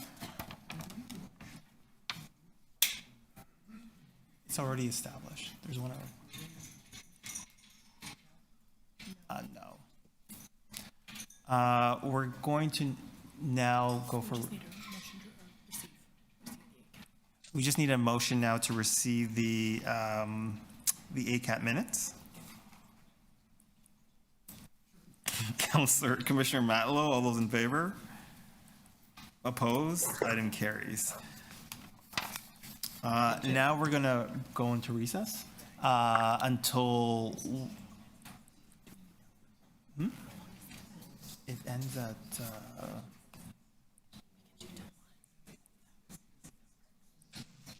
it ends at 12:30. Yeah. So we're going to recess until 1 o'clock, as a lot of us are going to the International Holocaust Remembrance Day, which will be taking place at the Members Lounge, starting at 11:30. So, does it make a motion to recess? Okay. Okay. Thank you.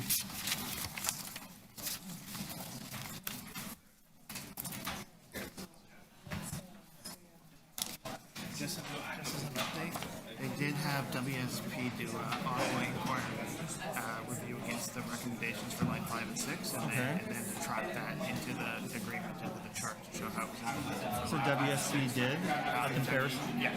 Okay. But only on specifically in Ottawa, inquiry recommendations against line 5 and 6, recommendations to how to. So they've done a technical review then? Yeah. But we haven't done the legal review. We haven't done the legal. Okay, so I'll ask the question. You can Yeah.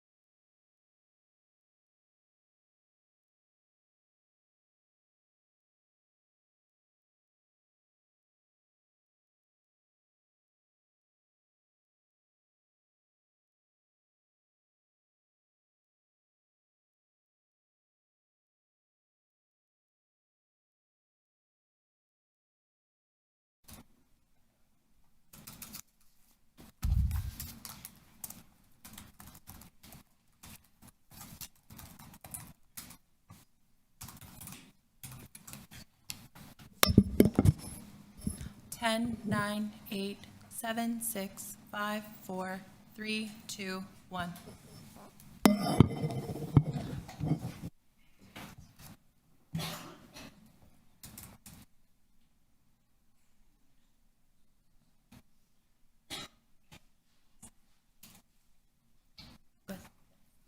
Okay. So good afternoon, board members, Chair Myers, colleagues, and a special hello to all our YouTube viewers.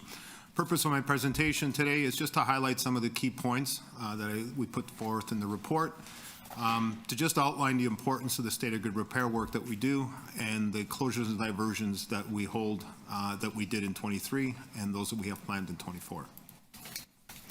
The presentation will give a brief overview of why we need closures, what the benefit of closures are, what our 2023 subway and streetcar closure achievements were, and what the 24 closure calendar is before you, along with a brief outline of what the 25 closure will look like. So why do we need subway closures and streetcar diversions?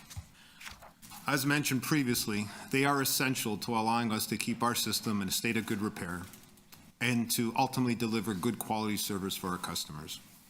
We know they cause inconvenience, and we do everything we can to mitigate that through service replacement, but they really are the only way we can do the work we need to do. But despite this, despite what some think, there is a strategy behind everything that we do. First, looking at the subway. The benefit to having a full weekend subway closure is that it provides a larger maintenance window or construction window to schedule and complete more complicated scopes of work. We generally estimate that one properly planned and executed full weekend closure is the equivalent of approximately 5 weeks worth of work, as it provides 50 hours of uninterrupted work availability for maintenance and construction works to conduct their much needed work. On the streetcar side, as many of you know, many of our streetcar lines run on a 24/7 service. And other routes cease operations at approximately 2 a.m. These operating hours result in most maintenance work and inspections being executed with service operating using temporary work zone and flag persons. As unlike the subway, there is no available maintenance window in some of our lines to perform any required work after service hours on scheduled routes. Before I continue on asset reliability, I will acknowledge, as I did previously this morning, that right now we have a number of reduced speed zones in place on the subway system as a result of some recent inspections. We're working as quickly as possible to address them and reviewing ways which we can get even further ahead. The state of good repair work we do during the weekend and early access closures is one of the ways we try and stay ahead of such situations. With that being said, though, this is, I think, my 4th presentation in front of the board. And for the first time, I am offering some data that outlines the difference that our collective efforts are making on improving the overall reliability of our assets and, in turn, improving the customer experience. As I mentioned in the November board meeting, in response to the Auditor General's overhead operations audit, asset management is something that we are maturing on across the enterprise. And we are continually striving to be proactive rather than reactive by using good data and technology to drive our maintenance practices. A future board report on the enterprise asset management work is scheduled in the coming months. However, in the interim, I offer this slide that outlines the increase in our subway asset reliability of the last 4 years and 2 years in the streetcar, partly as a result of the state of good repair work done offered up by the investment in the closures and diversions. I'll quickly explain this slide. When we take a look at the numbers on our switch incident failures in the subway, they have gone down approximately 41% between 2019 to 2023. Our insulated joint failures, and for those who don't know what an insulated joint is, it's basically a track joint. It's an insulator that keeps two pieces of rail separated from an isolated and an electrical standpoint. An insulated joint failure will cause what folks call a track down, and a track down will lead to a signal delay. And overall signal delay failures have reduced by 35%. Those are a couple of metrics that we hold near and dear to our heart as it pertains to the subway and the asset reliability. On the streetcar side, an automatic drop down is when the panto shoe of a streetcar drops because of an asset defect either on the car or on the overhead. And in the last 2 years, when we've started rolling out panto, we've diminished the number of ADD incidences down by 26%. Benefits, the closures also provide the opportunity to expand and modernize our system. And these are some of the projects that have been utilized or have benefited from subway closures. Scarborough Subway Extension, Ontario Line, the ECLRT, easier access, and we're working closely with Rogers at this point to develop a full-out rollout strategy, and a part of the strategy is going to be to utilize and leverage existing subway diversions where possible.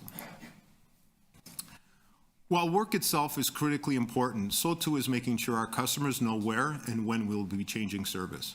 So we make station and vehicle announcements, provide Twitter updates, update our platform screens, our website is updated, and we provide media updates, releases, and social media.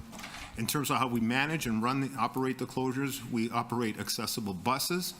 We modify traffic signals to give priority to shuttle buses, and we always try to ensure a full complement of staff are out in the stations and our customer service reps to respond to customer inquiries. Let me start overviewing some of the good work we did. We performed closures between Bloor and New York Mills to finish off the final leg of the ATC, known as the Phase 6, and that was software work that was required to ensure, as we expanded the platform at Eglinton, our signaling system recognized it, along with outlining and addressing deficiencies left over from the Phase 5 when we first implemented ATC in September of 2022. We did a handful of closures to accelerate work on easier access at Lawrence Station. I provided just a few pictures from such construction works. On the left, you see the structural work to support the elevator, the new elevators, and all the elevators require an upgrade to our electrical service and lighting work that went along with it.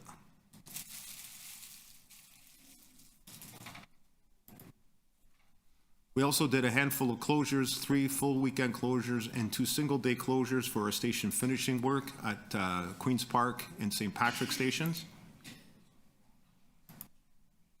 Here's some of the pictures. For those of you that have gone down, I think you probably have seen a significant, now you've seen the tiles are actually going up on the wall. These are some of the pictures taken late last year, but there was installation of new lighting along with structural work on the tunnel liners to ensure that the continued tile work that you see going on right now would be able to proceed. Now going to line 2 in terms of some of the work we did. We did track repair work at Greenwood Yard, and here are some of the pictures. We had several closures for the Scarborough Subway expansion project, with a lot of the work happening at the Kennedy Tail Track. And here are some of the pictures. You'll see some hoarding installed for future installation of what we call back of house rooms, because now we're taking a tail track and we're turning it into an inline tunnel. We did some ATC enabling work between Victoria Park and Kennedy. We mentioned the Broadview work that we had done, and earlier this year we also completed the station loop as well. We did car stop work. For those who don't know what car stops are, basically that's exactly where the streetcar actually stops. We did 144 feet of rail replacement, and we retracked all those particular car stops, which was a total of 5. There's some pictures from 4 of our main pieces of work. We did a lot of flash butt welding work, again, corrective actions required on infrastructure that is utilized pretty much around the clock. Some pictures from the work. And lastly, the Ontario line work. All work that was associated that required the expansion of the Grassy Bridge as part of the Ontario line work. We were required to remove our overhead, isolate our electrical power, and ultimately allow for service to be diverted so a Metro Lakes contractor could perform their work. And there's some pictures from the activities. So that was the streetcars. I'll move quickly into what 2024 looks like. So we continue to have station finishing work happening between St. George and St. Andrew, but that's namely at Queen's Park and St. Patrick stations. We have one last Eglinton closure. We're doing that this weekend, actually, and we're actually trying something different. What was traditionally a Lawrence to St. Clair, we're going to try a Lawrence to Davisville, just to shorten the routing a little bit and try something different, because we're outside the box thinkers. We have continued state of good repair work throughout line 1, as mentioned here. We're going to be doing SLOs, which folks don't know is a single line operation. We're taking the benefits and leveraging the ATC system to allow us to run service on one side and perform work on the other. We do that late at night, and that's basically to ensure that we can continue on with our structural rehabilitation work and our leak remediation works. I'll quickly take a look at what 2024 looks like. We've got continued track work, big piece of work coming up at Chester, where we're going to be replacing track switches and also doing some much needed track work between Kipling to Kiel. We've got 8 late openings for Prince Edward Viaduct beam replacement work. We continue to work at Kennedy to finish off the Kennedy third track and resignaling project. We'll also continue with ATC line 2 enabling works, and we think this is a big opportunity where we can also start putting some of the Rogers infrastructure in as well. The first closure for that is the first week of February as well.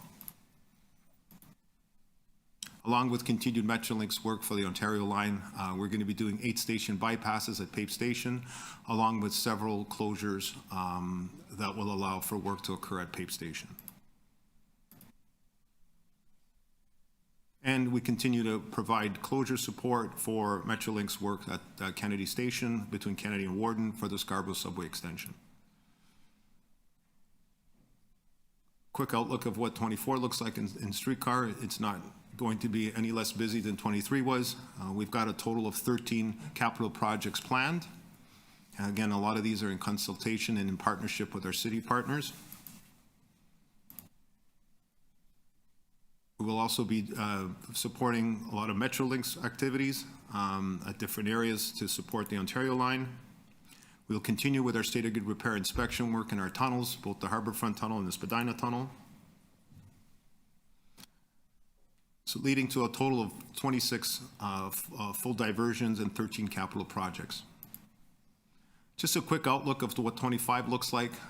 We've asked for 22 full weekend closures on the subway in 24. We're looking at more or less the same number in 25. And again, another 12 capital projects have been identified as possibilities in 2025. But again, this isn't an optimized calendar just yet. Just wanted to have everyone know that we think ahead. We're looking at 25 and even 26. So key recommendation is I request the board endorse the 2024 subway closure forecast and the 2024 streetcar diversion forecast. So thanks for your attention. Before I open up the floor for questions, I do have a couple of props that I would like to show, just to show the demonstration of what our assets look like and how I feel our assets will definitely benefit from the time required to replace the asset or put the asset in a state of good repair.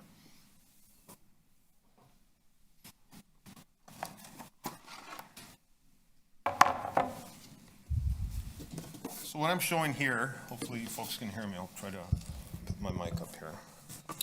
So what I'm showing here is a piece of good rail and a piece of bad rail. This is claimed to be the head of the rail, this is the web of the rail, and this is the base of the rail. As you can see, and this is not doctored, this is rail that was actually taken out of one of our intersections. This is streetcar rail, and you can see you got both vertical and horizontal wear.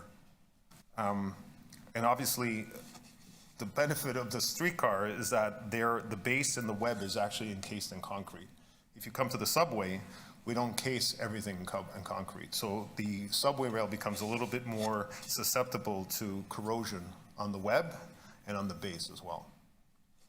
So again, just to kind of the importance of keeping this in a state of good repair and what a worn piece of rail looks like and what a brand new piece of rail looks like.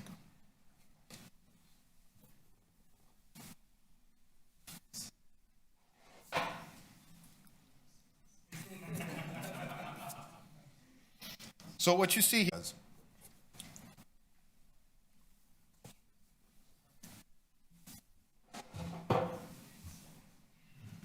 So lastly, and you'll probably need to see a closer look at this, but this is, so that concludes my presentation. I'm happy to take any questions anyone may have.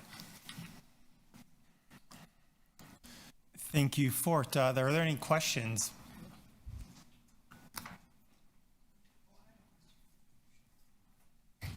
Yeah, I'm just interested in what we do, and this probably isn't necessarily your question, to communicate these, the chronic ones that we know are coming. So for example, for ACT, so that when people see hundreds of people standing on the sidewalk, that they don't think, oh my God, the subway's broken down again, because they're just driving by or they're just walking by. We have a chance to educate them about what we're doing. You know, like a major upgrade with the ATC. It's $1 billion project. It's going to make, you know, this benefit and that benefit, so that people know what's happening, instead of just seeing constant lineups of people and assuming what frankly sounds like assuming the worst. And I will add that just saying ATC doesn't cut it for the public who don't know what that is. So if we do want to let them know what's happening, and you know that this is in fact, yes, it's a pain in the short term, but it's got massive benefits in the long term, that we have to tell them.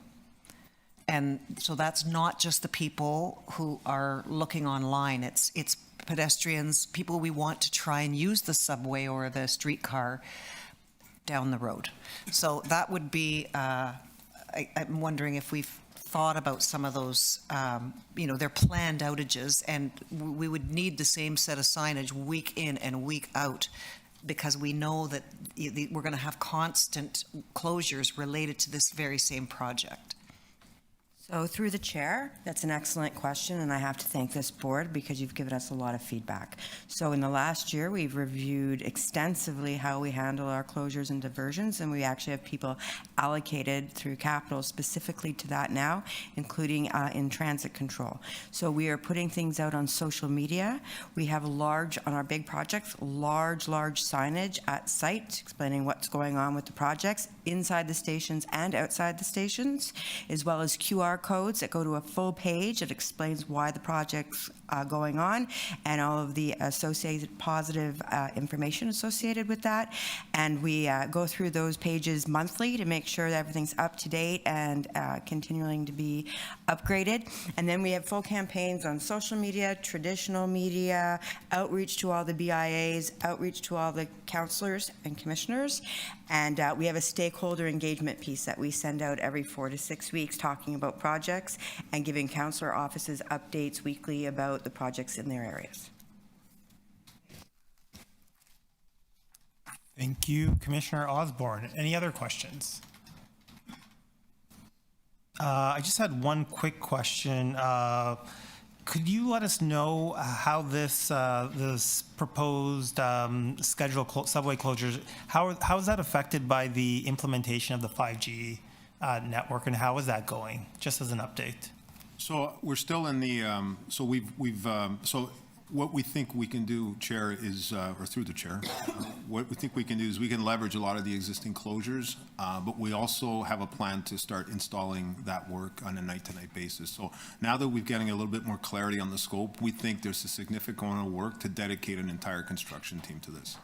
So how's it going? It's we're still at the scope stage, but now we're getting some real clarifications on the scope side of things, where we can be clear on what the effort is going to be. So at this point, I don't have a full laid out schedule for you, but I believe in the next couple of months we will have something that we can come to the board with very confident in. The good news is that we have a February 3rd closure, and we will be installing some Rogers hardware. And does that include Bell, TELUS as well? Or is it just Rogers at this point? At this point, it's just Rogers. I think there's workings behind the scenes to make sure that Bell and TELUS can tie into the Rogers equipment. At this point, it's only Rogers equipment that is being installed at the construction stage. Is there a way to install the other equipment so that we don't have to shut down the line again to install the TELUS and Bell equipment so that we can just do it at the same time? My understanding, Chair, is that once we install, it is going to be available for everybody, the Bells and the TELUSes, to utilize that. So it's not like you have to put in a Rogers system and come back to a TELUS system. They are going to share that system, so it's one installation and one installation only. Okay, thank you. Any other questions? No? Seeing no further questions, can I have a motion to adopt the recommendations, please? Commissioner Sacks, all those in favor? Motion carries. Thank you for it. We are now on item 4, the Scarborough Rapid Transit SRT Line 3 bus replacement and bus status update. We do not have speakers on this item. Therefore, I will go to members' questions from commissioners. Commissioner Matlow, 5 minutes, please. Thank you, Mr. Chair. So, just to contextualize the question, when the subway was first proposed, one of the main arguments was that there would be a seamless transition for Scarborough residents, that the day that the RT would be commissioned, the subway would be ready for them. And that didn't happen. And so then I moved a motion in 2021 to request that a busway be explored, because it was clear that there needed to be some way for Scarborough residents to be able to move faster than being stuck in traffic. Very little work was done during that time. And now we've received a briefing note that has revealed that some of the basic work that would have been reasonably expected to be done was not completed, that has now led to many months more of delays. Why was there an assumption made? And by the way, I read the note, so I understand that the corridor was used for transit, and therefore there was an assumption made that there wouldn't need to be an AA because it would be used for transit nonetheless. But why was there an assumption made rather than somebody in the shop checking to make sure that that was actually true? Through the chair, I'll take that question. We did have initial conversations with the ministry on this one, and because it was a transit corridor, we didn't think it. It's only because we're taking additional land that we've actually had to go back and do a TPAP now. We've taken 3 different, and it's actually within the report itself, as again, because we're taking this additional land, and also was highlighted within the Scarborough Subway Extension TPAP, there was archaeological impacts on it as well with this land that we're actually taking. So once we understood that, then we went back through our environmental consultant and then back through to the ministry, because we thought we could first just make an amendment to the Scarborough Subway Extension TPAP, which would be in a very quick process, but the ministry then came back and said, no, you've got to do a separate TPAP for this. But did you through Mr. Chair, did TTC staff, to say it, I don't mean to be crass, but okay, did you simply think that that was the way it could be done and therefore you proceeded?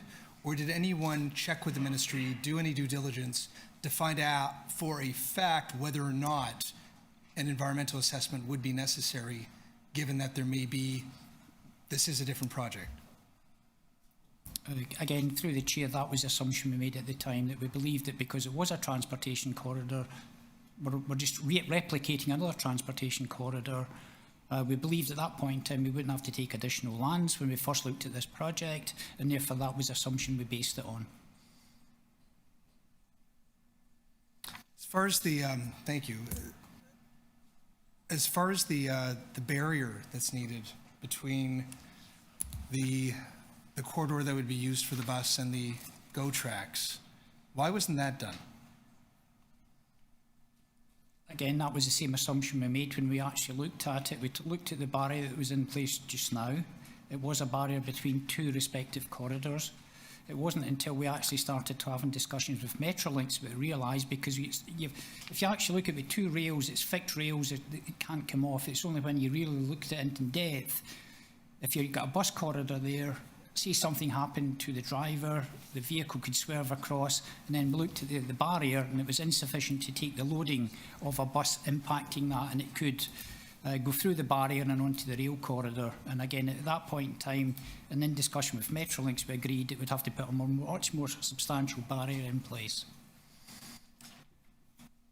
And then going back to 2021, when I moved the motion that I just referred to, was any work done? At that point in time, we went through a process through 2021 and 2022. And again, we went to the board in 21 and then again in 22 with the bus replacement corridor at that point in time, bus replacement service and subsequent bus replacement right of way as well. We went to the board at that time and got approval to continue with the work. Again, it was limited funds at that point in time, and we could only take the design to 30%. We took it to that. We had no more money to continue, and it wasn't until we went to council last year in May that they actually instructed us to find the money to go ahead with the rest of the design. So again, we had a period where there was an inactivity at that point in time because we didn't have funding, and now we have funding. We're progressing the work as quickly as we possibly can. Well, Your last question, Commissioner Mallow. the last question is, imagine yourself if you're a Scarborough resident and you're listening to this, and you don't know, you don't always know which level of government does what. You don't know who's supposed to be held to account for the promises that are made. But what you do know is that you were told that a subway was going to make your life better. And you were told that it would be up and running and ready to go. And then you find out that that's not true, and you're going to have to wait another decade. And then you find out that there's this idea that maybe this corridor that's sitting there could be turned into a rapid bus corridor, a busway, that would at least mitigate. It wouldn't make all your dreams come true, but at least mitigate the possibility of you being stuck in traffic every day. And you're hearing the TTC say that maybe there are delays of like 20 minutes or something, when you know in your real life it's much longer. And there are some, I'm not making this assumption, but there are some who have suggested to me that they don't believe that the TTC in the city was ever really serious about doing this. I've heard comments made to me that it's sort of like when the city or the TTC wants to do something, they do it. And when they don't want to do something, they drag their feet, whether it be that they don't want to take on the costs or it's too complex to do, what have you. Could you speak to that? Because that frustration is real and it's out there, and it just doesn't feel to a lot of people that there's an earnest effort to actually get the busway done yet. And then when they read a briefing note like this, or it's shared with them, that even some basic due diligence hasn't been done, people are really upset. And the frustration you hear is not at you personally, but it's a genuine reflection of a frustration that a lot of us feel about the lack of progress of just ensuring that the people of Scarborough have real ways to get around. Can you speak to the cynicism, and I think the very justifiable cynicism that a lot of Scarborough residents have about the genuine willingness of the TTC to get on with this project? Yes, I'll take that if I could through the chair. And I'm going to start out by saying, when you talk about the promises made over the years of the subway, you're 100% right. It's, now 10 plus years have been extended. I can tell you that we are committed to move this project. And as you saw during the budgetary process last month, there's many things we'd like to have funding to do to move these projects. I find it actually embarrassing that we continue to give updates on status reports. We continue to say we need funding. We're having discussions with the province continually on funding. I met this morning with the federal government on funding, but it puts us in a terrible position of giving update statuses and then no money to move forward. It's actually, I find it embarrassing. But I can tell you from a TTC's commitment, when we gave that presentation back in 21, and we had to make a recommendation to close it early because we couldn't wait for the opening of the subway, that we've been looking for money and trying to move money forward since that period of time. And we're very grateful when we went to the board last year and we told them that we didn't have any money. Council said, find the money. So it was $2.9 million. And now more recent discussions with the chair is the 15.2 million, I think, 15.2 million. We have to find and push that money as fast as possible. We can't let it continue to delay. Now, the fact that it's, gone from 30% to 90% and the fence and some of the TPAP, in hindsight, I would say, could we? That's what the stage gating does, is as we all know, the costs are escalated. It's much more refined schedule and a much more refined scope, because the intention is we get the RFP out in the first quarter of next year, that it's a real good scope, and we know what we have to do. There's nothing found later on, so that when we get it done, we can get it built in 2 years. We got to get that open, and you're 100% right for the residents of Scarborough. It's something that'll last well beyond the opening of the subway, because there's a huge benefit to that community out there. I often remind people that there's one point in time where about 45,000 people a day taking Line 3. And because of the degradation of service, it went down. I'm just going to look at Lawrence, about 30 to 35,000 a day. So we know the people are there, right, and that this is going to be a great thing for the future beyond the opening of the subway. Thank you. Commissioner Osborne, 5 minutes, and then Commissioner Sachs. My first question is, who pays for the decommissioning of the old subway, the SRT? Is that Metrolinx or is it us? Through the chair, we're still actually negotiating that as part of the ongoing subway agreement in principle discussions. Okay, next question. Am I correct that it's 4 kilometers? The busway, sorry, just to be clear, the busway would be 4 kilometers of roadway that's out of traffic? Through the chair, that's correct. It would avoid 15 signalized intersections. And if we were to be building 4 kilometers of rapid transit, I'm going to call this rapid transit even though it is rail because it's not in traffic. If we were building a subway or an L, any idea what 4 kilometers ballpark would cost to build? Through the chair, if you're talking about a subway, even the tunnelling alone is in the region between 750 million and 1 billion per kilometre, just for the tunnelling work alone. So it just shows you the magnitude of course if you wanted to try to put a subway there.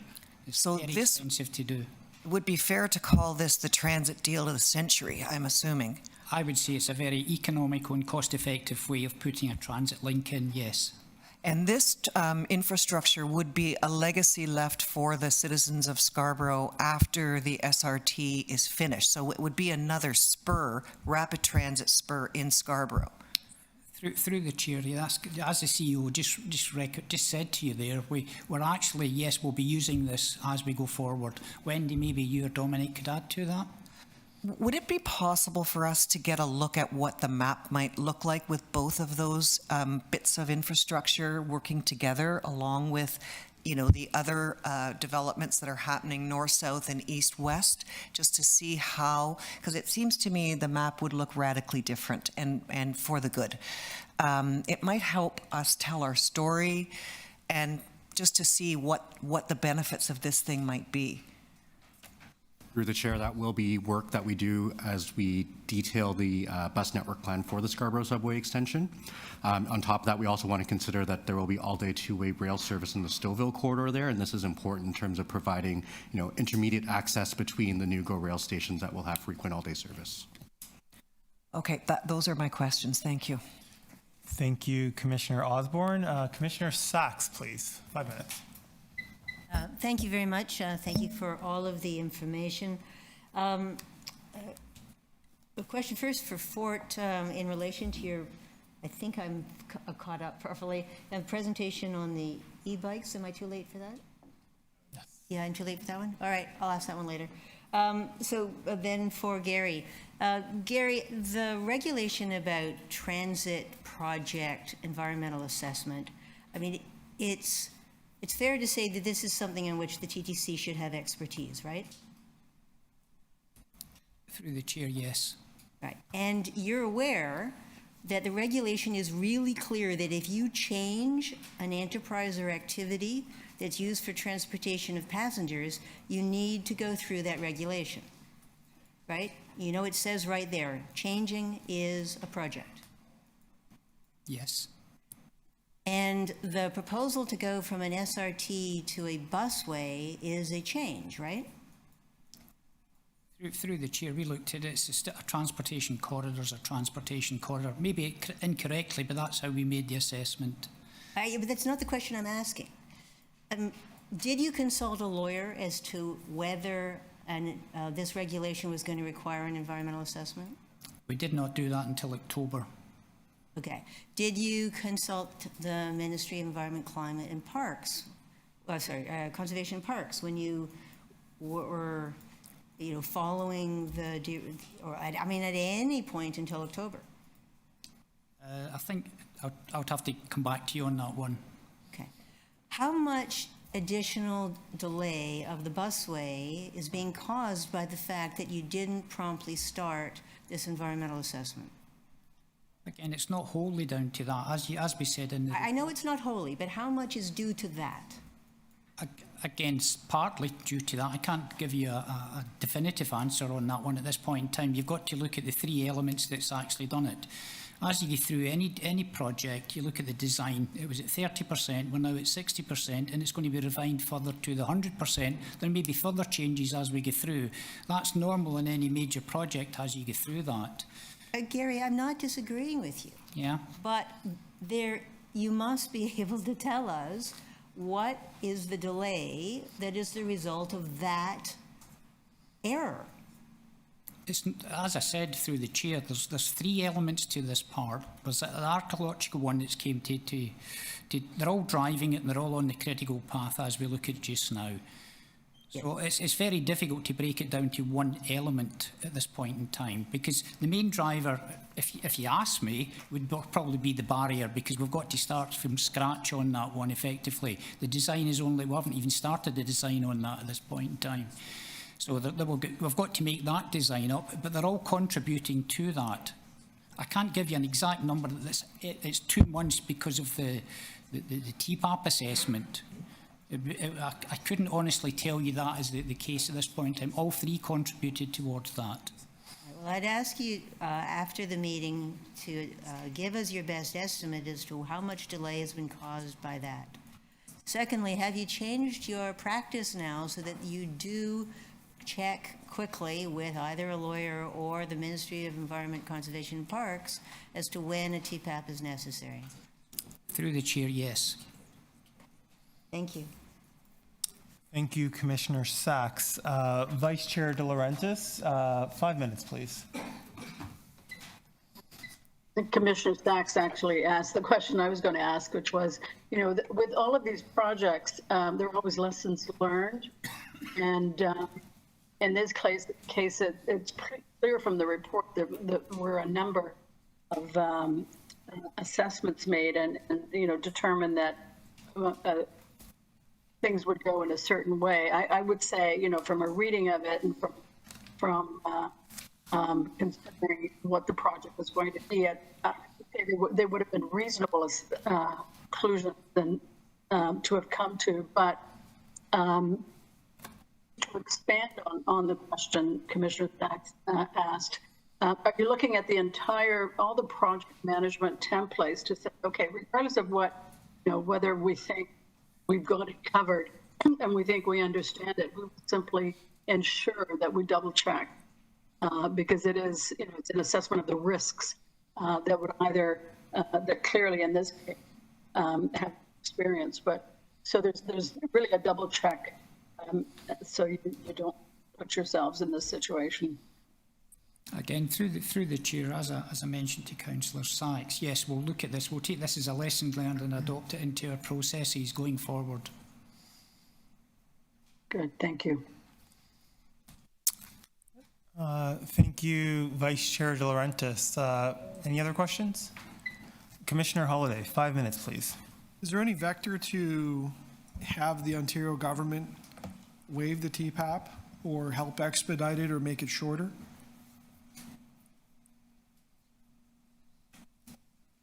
Through the chair, again, we can go back and ask that question. Is it a matter of interpreting the legislation, or is it a matter of someone asking the province for this?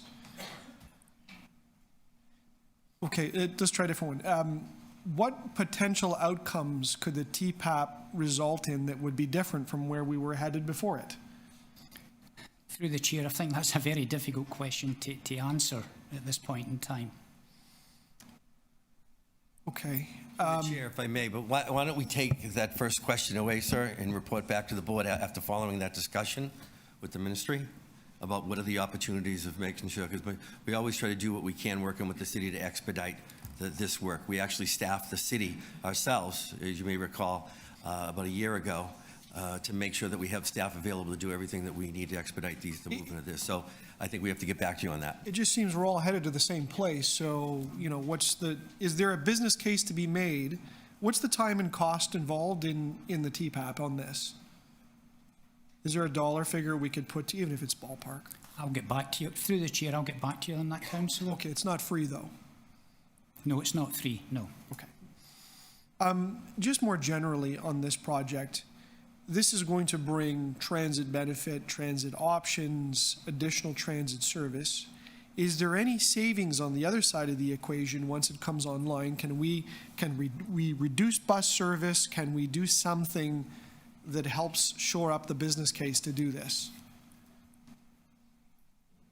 We're spending all this money on buses now to replace the SRT, right? Can we reduce that or get rid of that? Through the chair, there will be some savings in travel time, which would mean we can spend less to increase capacity if ridership grows on the bus replacement. But then after, if it's a permanent feature, that is an opportunity for us to provide better service on that north-south spine and have cost savings similar to the York University Busway prior to the opening of TYSSE. So maybe that's a more general question, right? So there's a subway's going to open one day, and there's this vision to have bus rapid transit on the corridor. Do we have any plan to then roll back all of the temporary bus work? Or are we just going to double down on everything? Through the chair, we expect that when the subway opens, that obviously the same intensity of bus service isn't required. We would use it to feed the network into both the subway and in the future GO Rail as well. We also see opportunities to connect to future but BRT that is planned by Metrolinx on the Ellesmere corridor towards Durham region. So there's rapid TO and all sorts of plans to create transit right-of-ways. Can we roll back any of those once all this opens and return the roads back?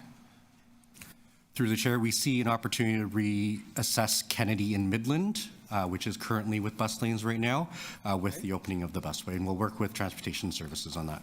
Is there some intent to produce savings, or are we just assuming all through this that we're going to max out everything on all of these modes?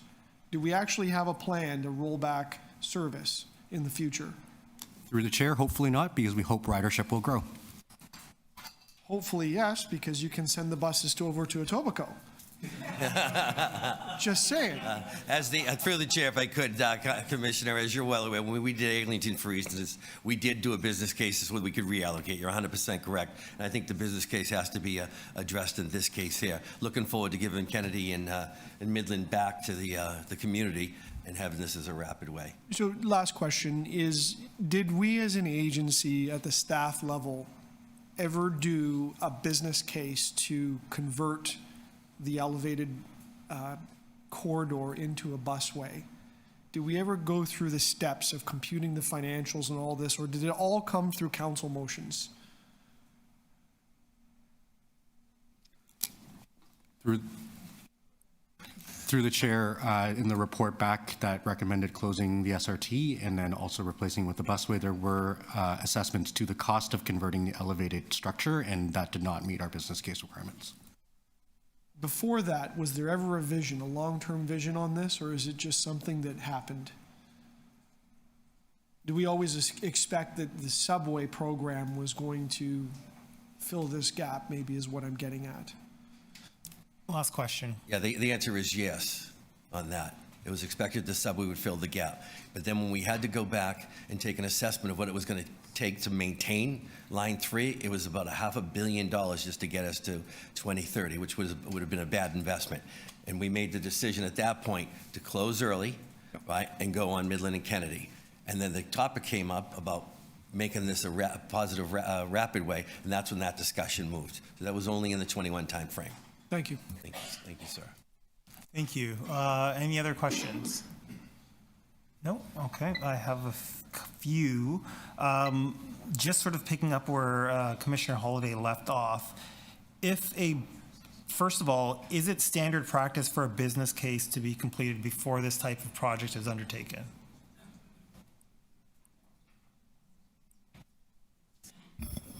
Through the chair, yes. Yes. What are the benefits of doing a business case before these types of projects are undertaken? So the business case would look at all options, do nothing as well as other options, and cost out both the costs as well as the benefits to give us the best outcome given the various objectives we have to meet that need. If a business case was done, do you envision that we would still be down this road? Or is that not possible to know? Would there be some alternative, perhaps that would be more effective, that could have been done quicker? Maybe we would have caught that we needed a TPAP. What would have been the benefits of actually doing the business case? Through the chair, I mean, the options that would have been available to us at the time that the business case was done was limited, and that's what we actually did. I think you heard the CEO say that it was expected that the subway would have been, driven in time to meet the life cycle end date, and then with all the other machinations around that discussion and the evolution of the decisions made along the time, that gap opened. And so then the issue was what options were available, and that's what was evaluated. Sorry, I didn't understand that. You said that this is the expectation that the subway would be open. I was under the understanding that the expectation was the subway would open 2030, and we knew we were closing the SRT November 2023. So there would always be a 7-year gap, no matter what. Just want to make sure I understand. Through the chair, if I could just a little bit of reference. Before it was uploaded to the province, the TTC was looking at, I believe it was a 27 time frame. I'm looking at Gary about that time to do the expansion, the one-stop subway. All right, and we were looking at that time frame. When it was uploaded, the province changed that to 2030 time frame. Right, just to give a little history, just double checking with people that were here, thank you. And at that time, that's when we started looking, what is it going to take to keep Line 3 opening with the, I'm going to say, degradation that was going on with Line 3 at the time. We started to positively get out and message, we're shutting it down when it rains too hard. We're shutting it down when it's too cold. We're shutting it down when the winter's there, when it's too much snow. And we had to get out there. We were doing an assessment. That's when the business came back and said, if you're going to keep this running until 2030, you're going to need $500 million into this infrastructure, because when they did an overhaul of the vehicle, it was not a full overhaul. It was more of a cosmetic review. It had nothing to do with reliability. And so we knew that we couldn't keep this vehicle moving and made the decision to close it in 23. And then all of a sudden what happened in July. So those are the steps, and it was during the course of that time. I'm going to look at Councillor Matlow again, that around the 2021 timeframe, it became, why don't we use this for a bus rapid way? And we knew from reporting out the travel time differences from going to Midland and Kennedy were going to be significantly more than the busway and running the SRT. So it became from a customer experience view, get back on that busway, limit the amount of time. Don't just limit the transfer from the bus to the street, to the subway, have it become a busway and get back to closer travel times for the Scarborough residents. I hope that gives you a kind of a context of where we were. Okay, thank you. And just so I don't know if I read it, how long is it expected the TPAP will take to complete? Through the chair, we're going to run that in parallel with the design, and we're hoping to have that completed by Q4 of this year. So then I guess picking up with Commissioner Sachs's earlier point, is it reasonable then to say the TPAP delay caused a 6-month delay if you're expecting design work to be done, I believe it was Q2 2024? Through the chair on that one, as I mentioned earlier on, there's more than one contributing factor. It's not wholly down to the TPAP. There's the design of the right-of-way, and then there's archaeological survey we've got to do as well. If you look at both those three elements, the main driver in that will be the barrier, designing that one. As I said earlier on, that we're actually starting from scratch on that one to design that barrier between the two corridors.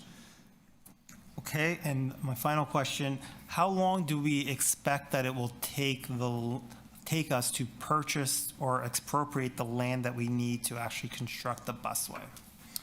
Through the chair, anywhere between, depends on, there's two elements to it. There's the Honey lands that we've got to expropriate. That will probably take the longest. That could take anywhere between 18 and 24 months. So that's already factored into the 2-year programme that we've got. So again, that'll allow us to get the construction done at that point in time, because, you know, the worst case we could expropriate and that could take 24 months effectively. We're hoping to do that through negotiations with Honey to reduce that timescale. Thank you. Is there another round of questions? No? Okay, I just have one more. If it takes 2 years to expropriate the necessary land, when would we expect the busway to be, 1, started and 2, completed? Again, through the chair, the timeline we have just now is we finish the design in Q4 this year. In Q1, we'll put the RFP out in 2025. Q2, we'll be awarding the contract and commencing construction in Q2 2025. And then we have the 2-year programme that will take the opening of the busway to Q2 2027. So Q2 2027 is the latest that the TTC expects the busway to open, if funding, putting the funding question aside? Through the chair, again, we're still at 60% design. That's the estimate we've got at the 60% design. Once we get to the 100% design, then we'll reevaluate that. We have a certain amount of contingency based into the 60%. Hopefully that will be sufficient to cover. If not, then we'll come back at the 100% design and give a further update at that point in time. And are we still on track to have 100% design by Q2 2024? No, the time is Q4 2024 for the 100% design. So we'll come back to the board at that point in time and give you an update. Okay. Thank you. No further questions? Speakers? Commissioner Matlow, 5 minutes, please. I'm going to begin my remarks expressing some upset, but I'm going to lead toward a challenge that I think is going to be hopefully constructive. When we had a debate many years ago now between whether or not to move forward with a fully funded, fully approved plan that the province at the time supported and the city was ready to move on, to provide Scarborough with a 7-stop LRT to replace the RT that needed to eventually be decommissioned. Proponents of a subway promised Scarborough residents, this was one of their core arguments, that the LRT would create a delay in service, but a subway would be a seamless transition between the very day that the RT would come down and the subway would be open ready for you to enter. That was a lie. It was never actually possible. It wasn't real. And we know that today. And Scarborough residents, rather than having an RT or an LRT or even a subway for the next decade, have been left, if we don't intervene now, only in traffic. And I think that's just so shameful and so wrong. A political game took over from what should have been a discussion about the best public policy for people how to serve people, to support people's lives. But that was then. And when we asked for a busway to at least mitigate the delay between the RT decommission and the subway being ready to operate, there could have been efforts then. There could have been efforts then in 2021 to vigorously, to actively move forward on making sure that the corridor would be ready. To get all the design work done, get it all ready. It's not a surprise that we're in this situation. Any reasonable person knew that we would end up here. I did. Many others did too. That's why we asked for this. And here we are now at a level of design that is underwhelming and very few of the funds that we need to actually complete it. As Rick said, that's frustrating. But here we are. And I'll say this once, and then I won't repeat it at another meeting, I hope, but some of the due diligence that I believe should have been done at the TTC, I'm disappointed that it wasn't. That the change in use of this corridor, even if we didn't think it would, or we assumed that it wouldn't necessitate a new EA, the question should have been posed before simply assuming the answer. And a lot of this work that was described in this briefing note, and by the way, I do appreciate the transparency of the briefing note, and I just want to acknowledge that the mistakes are here in writing, and I'm grateful for that honesty. But this leads me to where we go. So you'll hear from the chair in a moment that he's going to move a motion to help us move in earnest, as was essentially recommended in this briefing note, to invest in moving forward with the design work that needs to be done. We need roughly $70 million, and we need the help of the province to get this work done. And the reason that I focus on the province is because this is a corridor that needs the support of the level of government that's actually constructing the subway. That the Metrolinx provincial project, part of that should be contributing to a successful busway.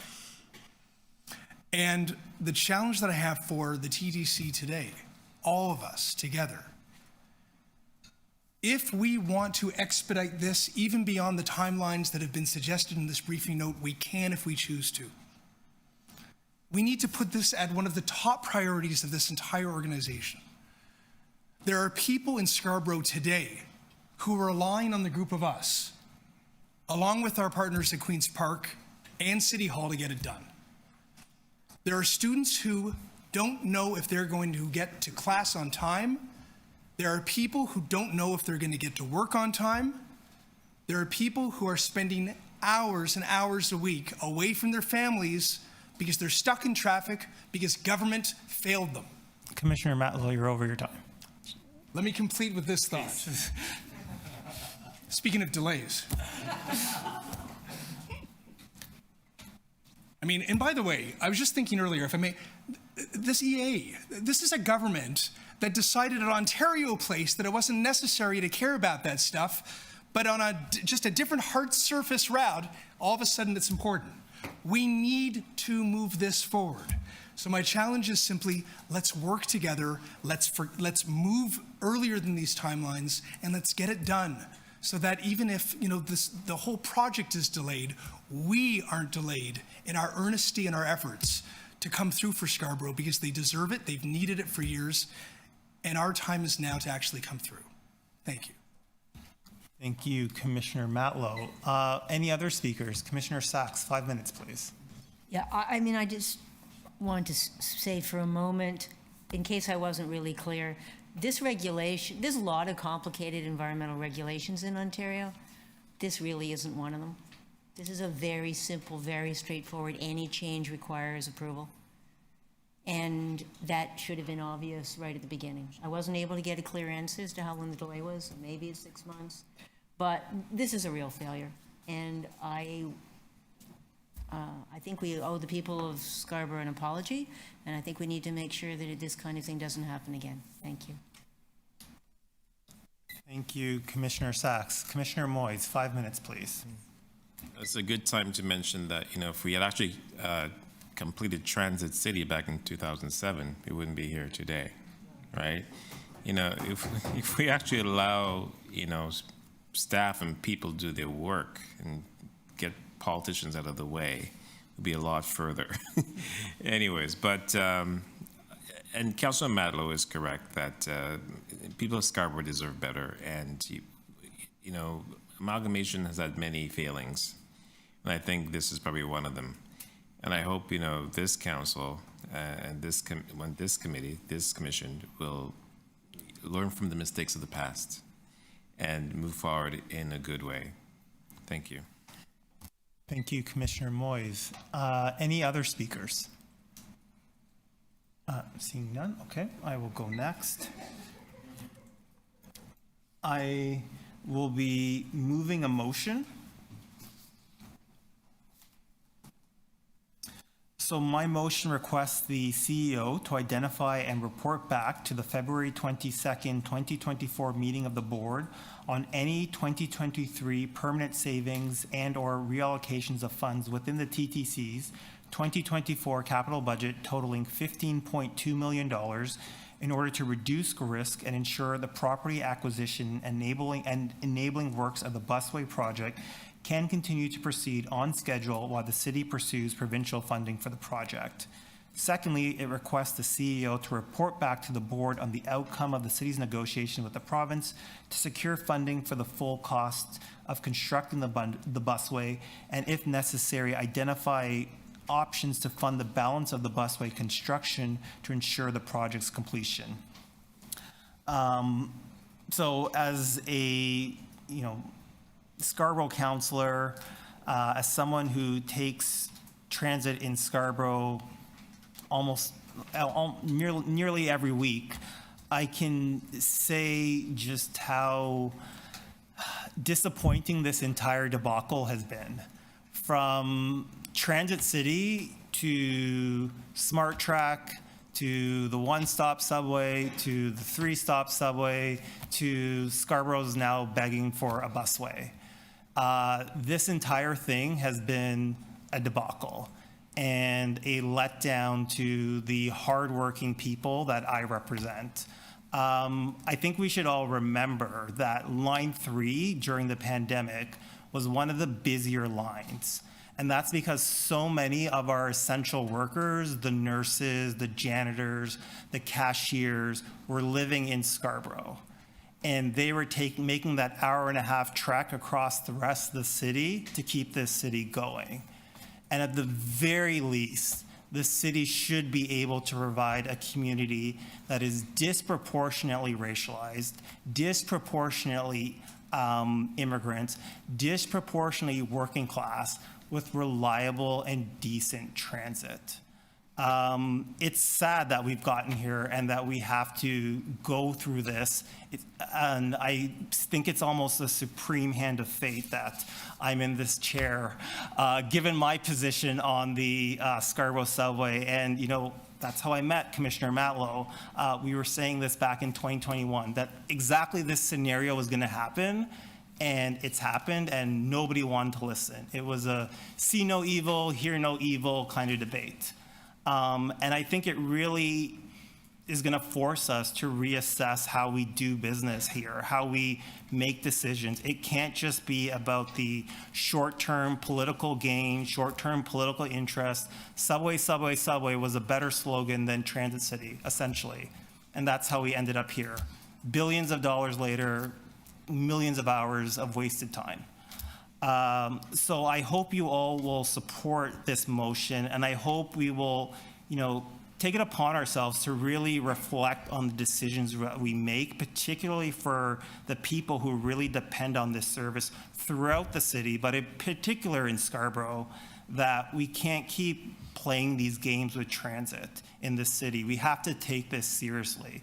We can't just make transit plans because the mayor of the day comes up with a plan and that was their gimmicky slogan. Like, that's how the city started. We started on the Shepherd subway line, then we moved to Subway, then we moved to Smart Track, and Thank God Mayor Chow hasn't continued that very sad tradition. So I really, really do hope that we get this together, and I think it just reinforces the important work that we do here at the TTC. So thank you. And I'll take any questions on my motion.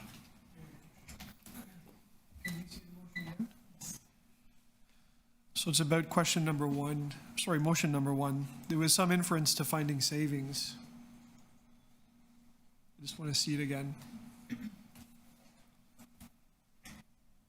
Permanent savings and reallocation of funds within the TTCs. So does that include unwinding the Line 3 bus replacement program? If the rapid busway can replace it? So that is, we left that intentionally vague. That would be a question for the CEO and his team to come up with solutions or a set of proposals in terms of where this money would actually come from, and then report back. It's potential. Potential. Okay, helpful, thank you. Thank you. So this motion looks at starting the expropriation process and actually spending money before we know we're going to get the rest of it from the province? So, sorry, this motion looks at first coming back to asking the CEO to come back to the February meeting to identify the savings. And then we would have to take a vote as to whether or not we wanted to spend that money. But this motion just keeps the process going so that there are no further delays. Okay, so in February would be the question, not now. Correct. Are we going to make a bet that the province is going to chin up, or the city, for that matter, frankly? I don't like our chances, but nonetheless, that somebody is going to step in with the cash we need to build the busway. That is correct. This motion right now is just to make sure that when and if that discussion happens, we're actually ready with options to move ahead with this project. There shouldn't be any more delays with this. Okay, I'm not sure if that's clear from this, but anyway, I get it. If there's any language you could suggest to clarify, please, if you'd like to make a friendly amendment.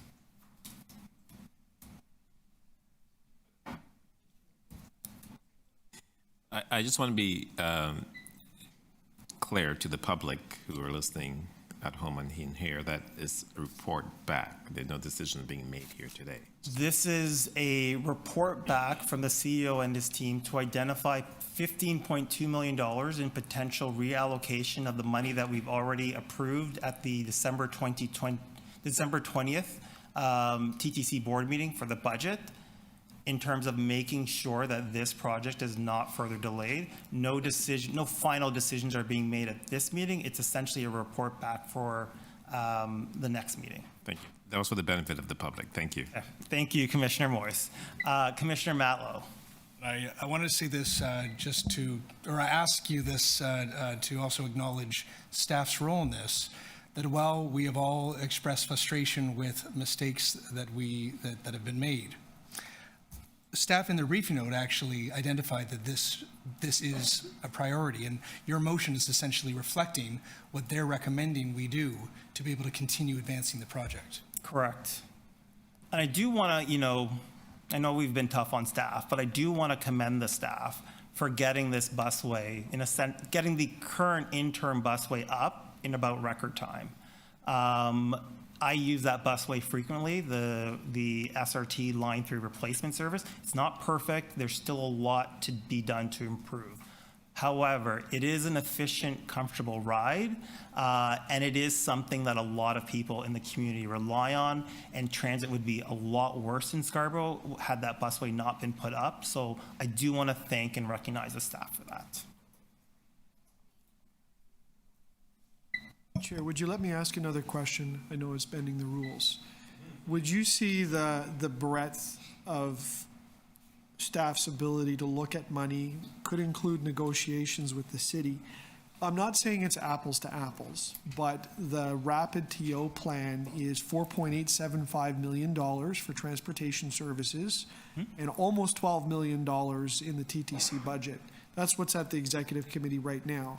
So I thought I heard there might have been an opportunity to replace some of the rapid TO with the new busway. So maybe that program can also fund this busway. is there enough latitude in the motion that the staff could take a wide angle look at this to see if the City of Toronto can kick in, because it would save money? Well, the point of this motion is to expand transit, not to take away transit. That's what we're trying to do with the TTC. We're trying to make more transit. But We heard it could be a duplicate, though. there is nothing in the motion that restricts staff from looking at exactly what you said.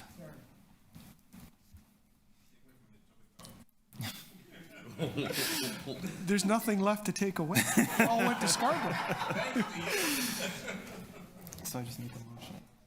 Okay, so I will call the question now, if there are no further questions, to move the, calling the vote on the motion that I've proposed. All those in favor? Any opposed? Motion carried. Item as amended, all those in favor? Any opposed? Item as amended carried. And to receive the supplementary report, all those in favor? Any opposed? Item carried. Great. Thank you. So we will now consider the Line 6 Finch West Train Operating and Service Agreement item, and we will start with questions. Commissioner Osborne, 5 minutes, please. Yes. This, for the benefit of the people who weren't around when we did the services agreement on Line 5, looks eerily familiar. And that is because we are paying for the service agreement, but the people who are doing the servicing don't report to us. They report to Metrolinx. And I'm wondering if there was any discussion with anybody about having something that's less cumbersome structurally, so that if, I've got to assume that we've got stuff that crops up all the time, that if we were in charge with our own people, we would be just doing it. Now we've got meetings and three-legged stool councils, and, it just seems unnecessarily bureaucratic and cumbersome. And I'm just curious if there was any interest in having the service company report directly to the TTC for the purposes of the day-in, day-out operations. So I'll take that. Through the chair, we did have discussions with Metrolinx. That was also a discussion as part of Line 5, and Metrolinx has indicated that they are the party that has the project agreement with, in this case, Mosaic. For Line 5, it's with CTS, and that they will be the party that has the contract with the TTC in the city. So there was no interest. What you did set up was committee structure with all three parties at the table. So there is a daily coordination meeting, there's a weekly coordination meeting, and I think there's a monthly meeting, all with the service provider, the maintainer and the operator at the table to address daily concerns and issues.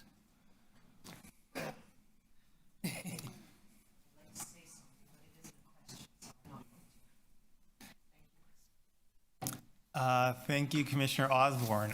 Commissioner Sachs, please, 5 minutes.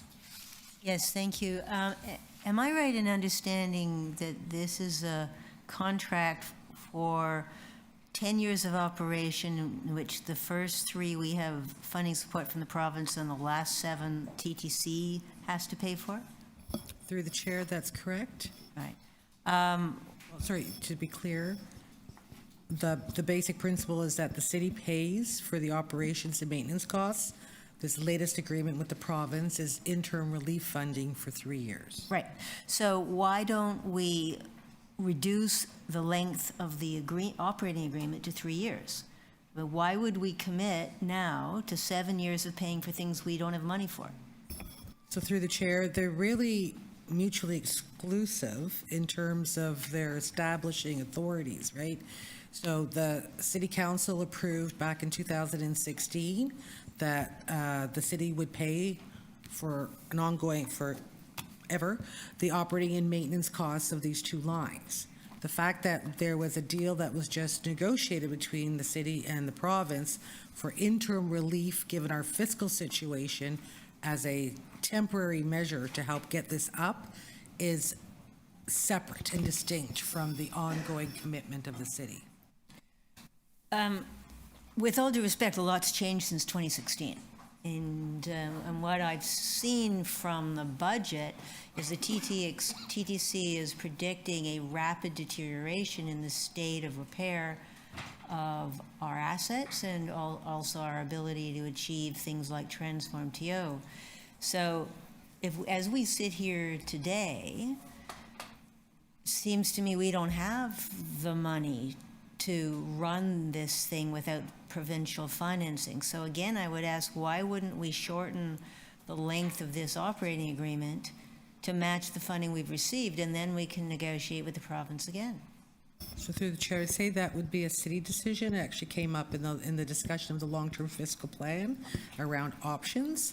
However, it is now, I believe, legislation, but I think that would have to go back to the city for discussion.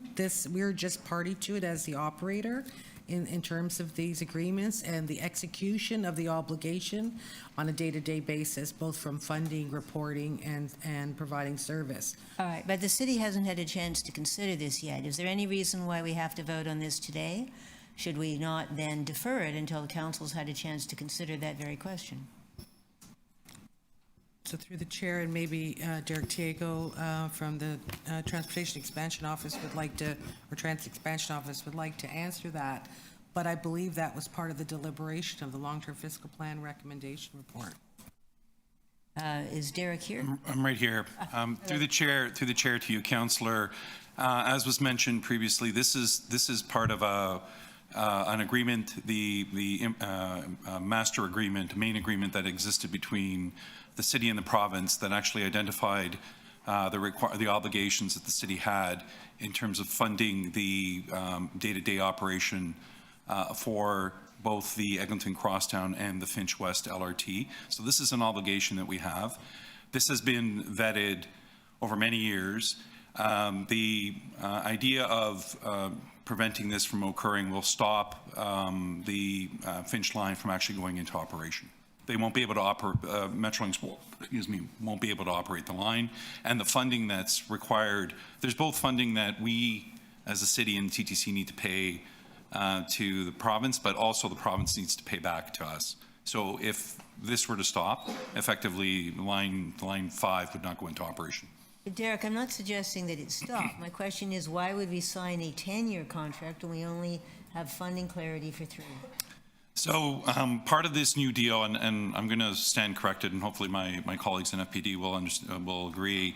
The 3 years that were put forward, as you'll see indicated, were separate. Was a separate discussion. There was a clear concern raised by both the TTC and the city about the ongoing operational funding. What the province did as part of this new deal was say, we can't right now say that we're going to pay for the next 10 years.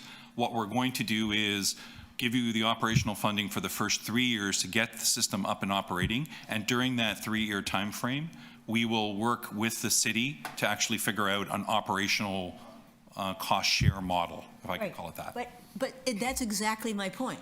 So why would we sign a contract now that we will pay all the costs after 3 years? Why don't we make a 3-year contract now on the terms that you've proposed with the 3-year funding, and then negotiate again? Putting ourselves further in the financial hole by signing this contract makes it more difficult to get additional financing money, because we'll have already signed that we're paying for it.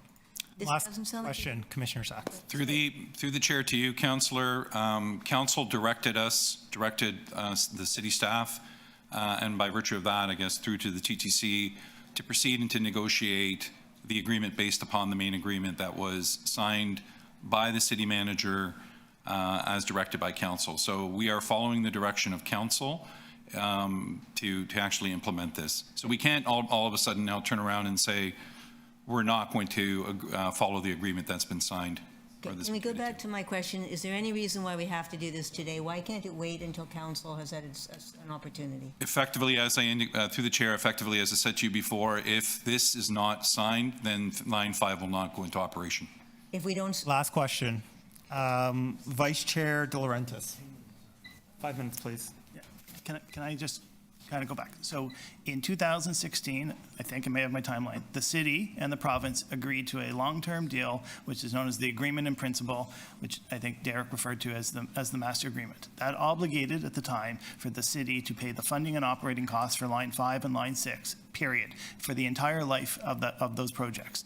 The service agreement is a condition of the AIP to bring it into force, to say you need to have your service agreement that is meant to take it for the rest of the life. So whether the TTC is the operator, whether you use a third-party operator, it doesn't change the obligation, which is that the city is on the hook for the funding and the maintenance costs for that line as the same as it is for a TTC. This agreement is a 10-year initial term that automatically renews and is 30 years actually in length, and it's designed to try to match the fact that if you're going to pay the cost, then the city made the decision we want the TTC to be the operator. So if you went to 3 years, which is always an option, it will cause other problems, but it doesn't take away the obligation that you're going to fund it for the entire 30 years, subject to the new deal, which has the province stepping in for the first 3 years to say we will effectively reimburse the city or we'll fund it. So this agreement leaves that question open, waiting for the new deal to be finalized as to whether you're going to reimburse the funds, whether the city pays in and the province pays back, or whether the province is just going to pay on the initial. That's an unknown, but it's really to take the existing agreement that's in place in which the city obligated itself for the funding and maintenance of both lines for the life expectancy of those lines. Same as if the TTC had done it. Thank you. I don't say whether that's good or bad. That was the decision made at the time. Vice Chair De Laurentiis, 5 minutes, please. Thank you. I have two questions. The first one has a couple of parts to it. So the first one goes to the agreement. Who holds the pen to the agreement? There are three parties, but does one of the party hold the pen to the agreement? Is there a third party who will have a neutral perspective and can advise the three parties in drafting that agreement? That's my first question. Through the chair to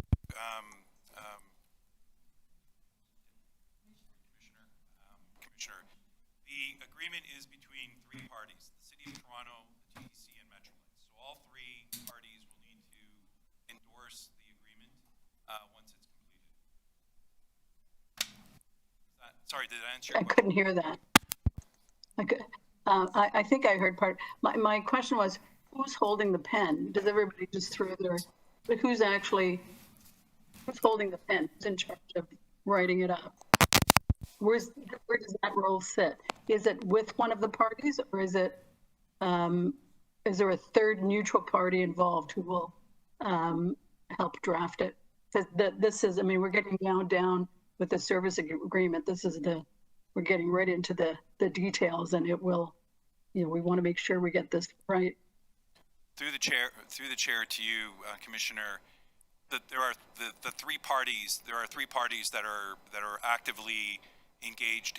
We're actively engaged in developing the agreement or the term sheet, and will ultimately be involved in the agreement. So the TTC, the City of Toronto, and Metrolinx were the three active parties. Those are the only three parties to the agreement. Okay, so everybody's drafting it. Yeah, pretty messy. So then my question is, to us as the TTC, should we not suggest or recommend that there be a third neutral party who makes sure that the pieces all fit together and everybody's interest is considered and reflected, and then can be more reasonably and neutrally discussed? So it doesn't have to be answered now, but I would leave that with you, because these agreements often always benefit from a third-party neutral review and help. The second part of my question goes to the cost. As I was reading this, I see that the overall terms is that the city is responsible for certain costs, but ultimately TTC is a service provider to Metrolinx, and normally a service provider will ensure all costs pertaining to that provision of a service to the party who owns the asset are recovered and are paid by, in this case, would be Metrolinx. Do we have that opportunity to refine terms around cost in that manner? And if not, why not? So through the chair, I think that question was kind of addressed earlier. So initially, when the agreement for the TTC to operate was agreed upon and signed with Metrolinx, the expectation, at least from TTC, was that you would be paid as an operator for the service, so that you would expect Metrolinx to pay for the operation. Subsequent to that, the city and the province entered into what is referred to as the agreement in principle, in which for other benefits that the province provided to the city agreed that it would fund the operating costs. The city also agreed that it would fund the maintenance costs. So the maintenance and the operating costs for both Line 5 and Line 6 under the agreement in principle is being funded by the city and or TTC, depending on how you want to look at that. And that comes from a separate agreement between the province and the city, in which the province provided additional funding for whatever other purposes, and the city agreed to pick up the operating and maintenance costs.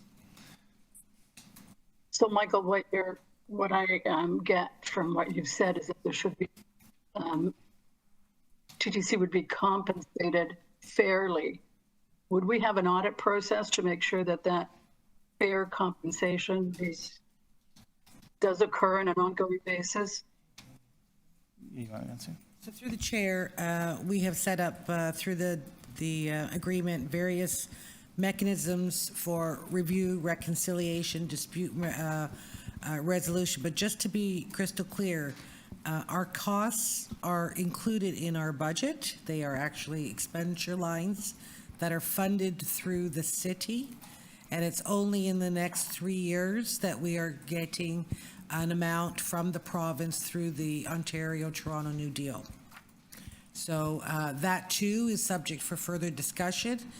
Karen and I are meeting with the city and with the province to outline what kind of recoverables are coming, because we have to demonstrate in those cases how that money that we're receiving through the New Deal are being applied. And so we have to demonstrate that they've been connected to the purpose that they were intended. So I hope that answers the question. Because there's two parts to this. Yeah, thanks, Josie. To me, that brings me back to making sure then that the language in that agreement that the three parties are drafting is very clear about the cost and the way that they're going to be assessed, analyzed, et cetera. So I would come back with the suggestion that have a strong recommendation that there be a third party to help draft the terms, so that we've got the right language in the contract now that we're drafting, rather than later when we try to interpret what everybody meant and what the language meant. So Last question. What we did on the technical side is that, and not an independent from Metrolinx, but from a TTC and the city's perspective, so at least on the technical side, is we did use an independent third party, and what we asked, it was WSP, and we had WSP look at the Ottawa inquiry recommendations and then map the Ottawa recommendations against Line 5 and Line 6, in which we could then make sure that those recommendations that come out of Ottawa that were relevant to the TTC to fix what the inquiry found as potential errors or improvements would be mapped back to this agreement, so that the service agreement on the technical side is mapped back to what WSP recommended coming out of the Ottawa inquiry. And that's for the benefit of the city and the TTC. What Metrolinx did, I don't know. Thank you, Vice Chair. Are there any other questions? Nope. So I guess just to pick up where the Vice Chair left off, who negotiated this agreement from a legal point of view? So just as a little bit of history, and I'm going to mix my Line 5 and Line 6. From a Line 5 perspective, which was the first in Eglinton, when Metrolinx first provided a draft, they'd broken it, the service agreement and the funding agreement, into two different agreements. At that time, TTC retained external counsel based in British Columbia who had experience on the BC model of building similar lines. They provided a review for us and recommendations. One of the recommendations was that this should be one agreement, kind of a funding and a service operating agreement together. And at that point in time, the city came into it. So from that point on, after the initial recommendations from external counsel, it was TTC legal and city legal for Line 5, and then Line 6 really piggybacks off Line 5. So that was also city, TTC internal and city legal. Thank you. So have we had external legal counsel review the Line 6 agreement? Not specific to the Line 6 agreement, just the initial review of the first draft for the Line 5. Is that something that we could do, just have them review the agreement before we actually sign it? We could. Okay, thank you. And I guess from the technical agreement, just to confirm, did WSP review just the Eglinton Crosstown, or did they also review the Finch West LRT? It was Line 5 and Line 6 against the Ottawa recommendations. Okay, and are we comfortable with the current dispute resolution in place? I'm just thinking to my time as a member of the joint advisory group for Presto between Metrolinx and the TTC, and how initially there were quite a few problems between the TTC and the Metrolinx, some quite significant problems actually, in actually getting the partnership to work. Now we're adding a third party, Mosaic, into the mix. Are we comfortable that the dispute resolutions that we have in place are sufficient to deal with the problems that we anticipate going forward? So yes, the agreement, I think, even tries to take some of the findings from Line 5 and move them into Line 6 and improve them and go back to Line 5 and adjust it in that agreement. But effectively, there's at least two different dispute mechanisms. So one is from a commercial standpoint to take it through a pure escalation CEOs into mediation and arbitration. Pretty standard. It still takes you into a formal legal setting. On the operating side, what's referred to as Schedule A under the agreement, it adds an additional level of kind of a transit expert. So it tries to move it away from a legal analysis into transit experts and allowing the transit experts panel to make recommendations with respect to any operating issue that you have. And then it also allows from that into the formal arbitration. So you may get transit that has a cost impact, and then that cost impact can then be addressed by a panel. Is it still putting you in a dispute process, which is never going to be the most productive way? Yes. Has it addressed it? I think it's to address it well. But if you're in those stages, you may not have the greatest relationship on a day-to-day basis. And you've set up a committee structure to also try to deal with daily coordination and daily issues so that they can be addressed at the time with Mosaic. Just so I understand, if TTC has a dispute with Mosaic, can we address that dispute directly with Mosaic, or do we have to go through Metrolinx? So on a daily basis or weekly, if they can be addressed at the coordination meetings, they're addressed with Mosaic in the room, and to be addressed with Mosaic, it's supposed to be unanimous within those committees. But if that issue cannot be addressed, then it goes through the higher escalation that involves all the parties.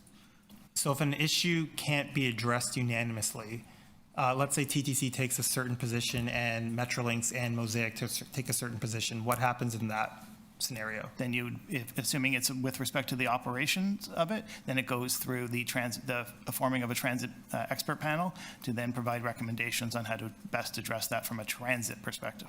And who appoints the members of the transit expert panel? That goes back to the committee group, the parties. Okay, thank you. No further questions. Any other questions on this item?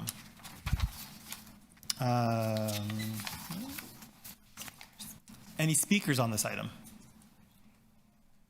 No? Okay. Commissioner Sachs. I have no expertise in what happened in the 2016 agreement, but I didn't get a clear answer as to why we have to do this today before council's had a chance to look at it. I'm very concerned about how we would fund ongoing operations, given we don't know how to fund even the basics right now. So I would have preferred that we wait until after council has looked at the matter. I still didn't get a clear answer as whether we actually have to do this today. I was heard if we don't approve the agreement, the line doesn't open, but I didn't hear an answer to my question, do we have to do it today? If we don't have to do it today, I would ask that we wait until after council's looked at it. I mean, Michael, do we have to do it today? I don't think you can ask, but Michael, if you want to answer.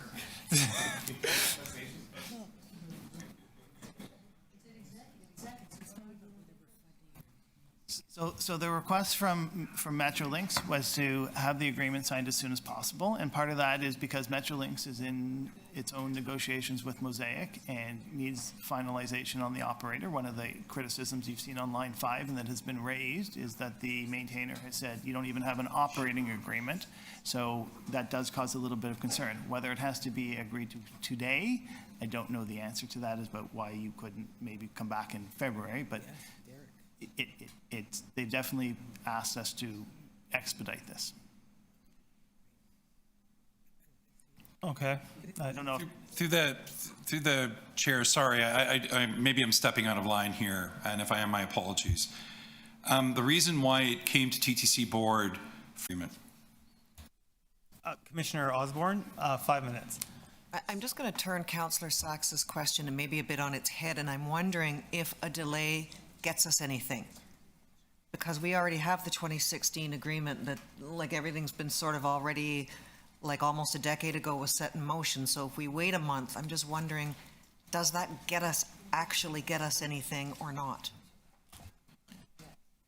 We can defer this item until we get further clarification from staff, and we can move to the next in-camera items. Does that work for everybody? No, I just don't know if it gets us anywhere. That's Well, just to figure that out, if you have further questions. Well, point of order. Point of order. I hate to be the stickler in the room here, but we went through questions already. We're now in speaking.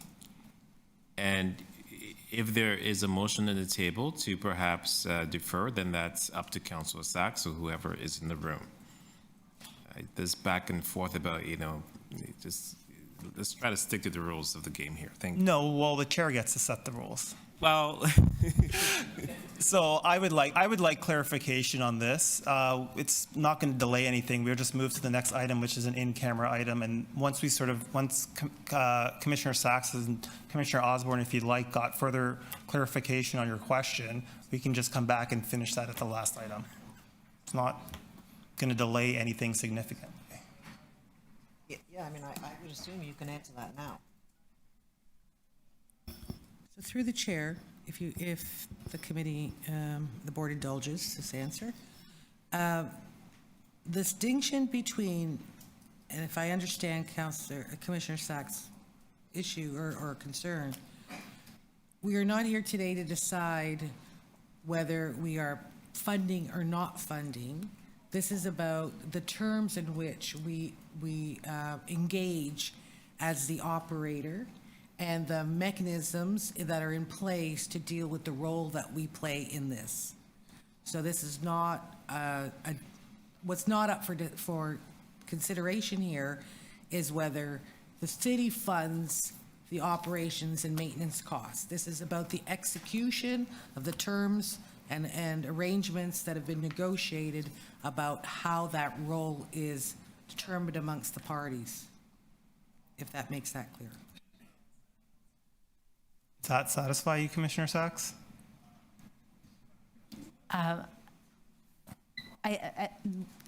This agreement restates that the city will pay. It's fine. I'll just vote against it. Thank you. Okay, fair enough. Commissioner Osborne?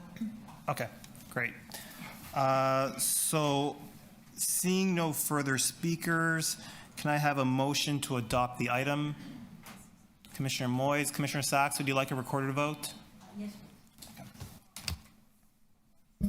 Thank you. Commissioner Ainsley is absent. Vice Chair De Laurentiis. In favor. Commissioner Holliday. In favor. Commissioner Jagdeo. In favor. Commissioner Matlow. In favor. Commissioner Moyes. Commissioner Osborne. In favor. Commissioner Sachs. Negative. Chair Myers. In favor. The item carries. The vote is 7-1.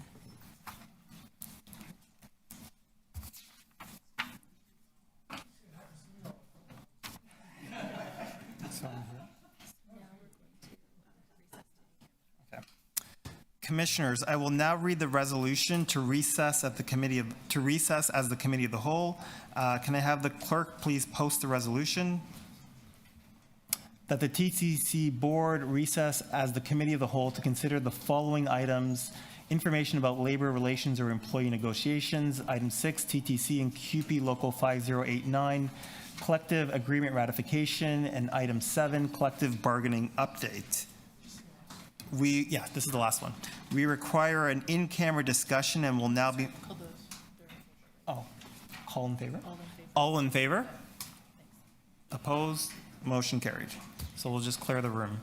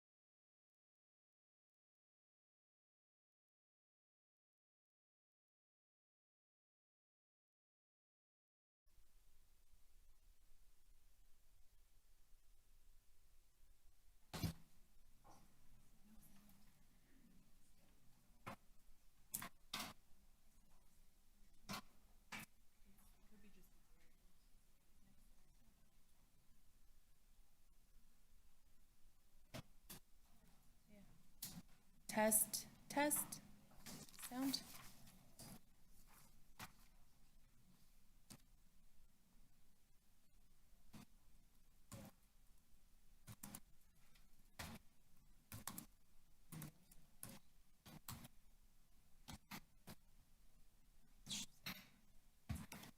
Members, we're in public now. Thank you. So we just considered the TTC and CUPE Local 5089 collective agreement ratification in camera. Can I have someone move the recommendation? Commissioner Osborne, thank you. All those in favor? Opposed? Carries. We just considered the collective, so we'll move to our item 7. We just considered the collective bargaining update in camera. Can I have someone move the recommendations? To receive, yes. All those in favor? Opposed? That carries. So thank you very much. That concludes the business of this meeting. Can I have a motion to adjourn? Commissioner Osborne, thank you very much. All those in favor? Opposed? Carried. Thank you.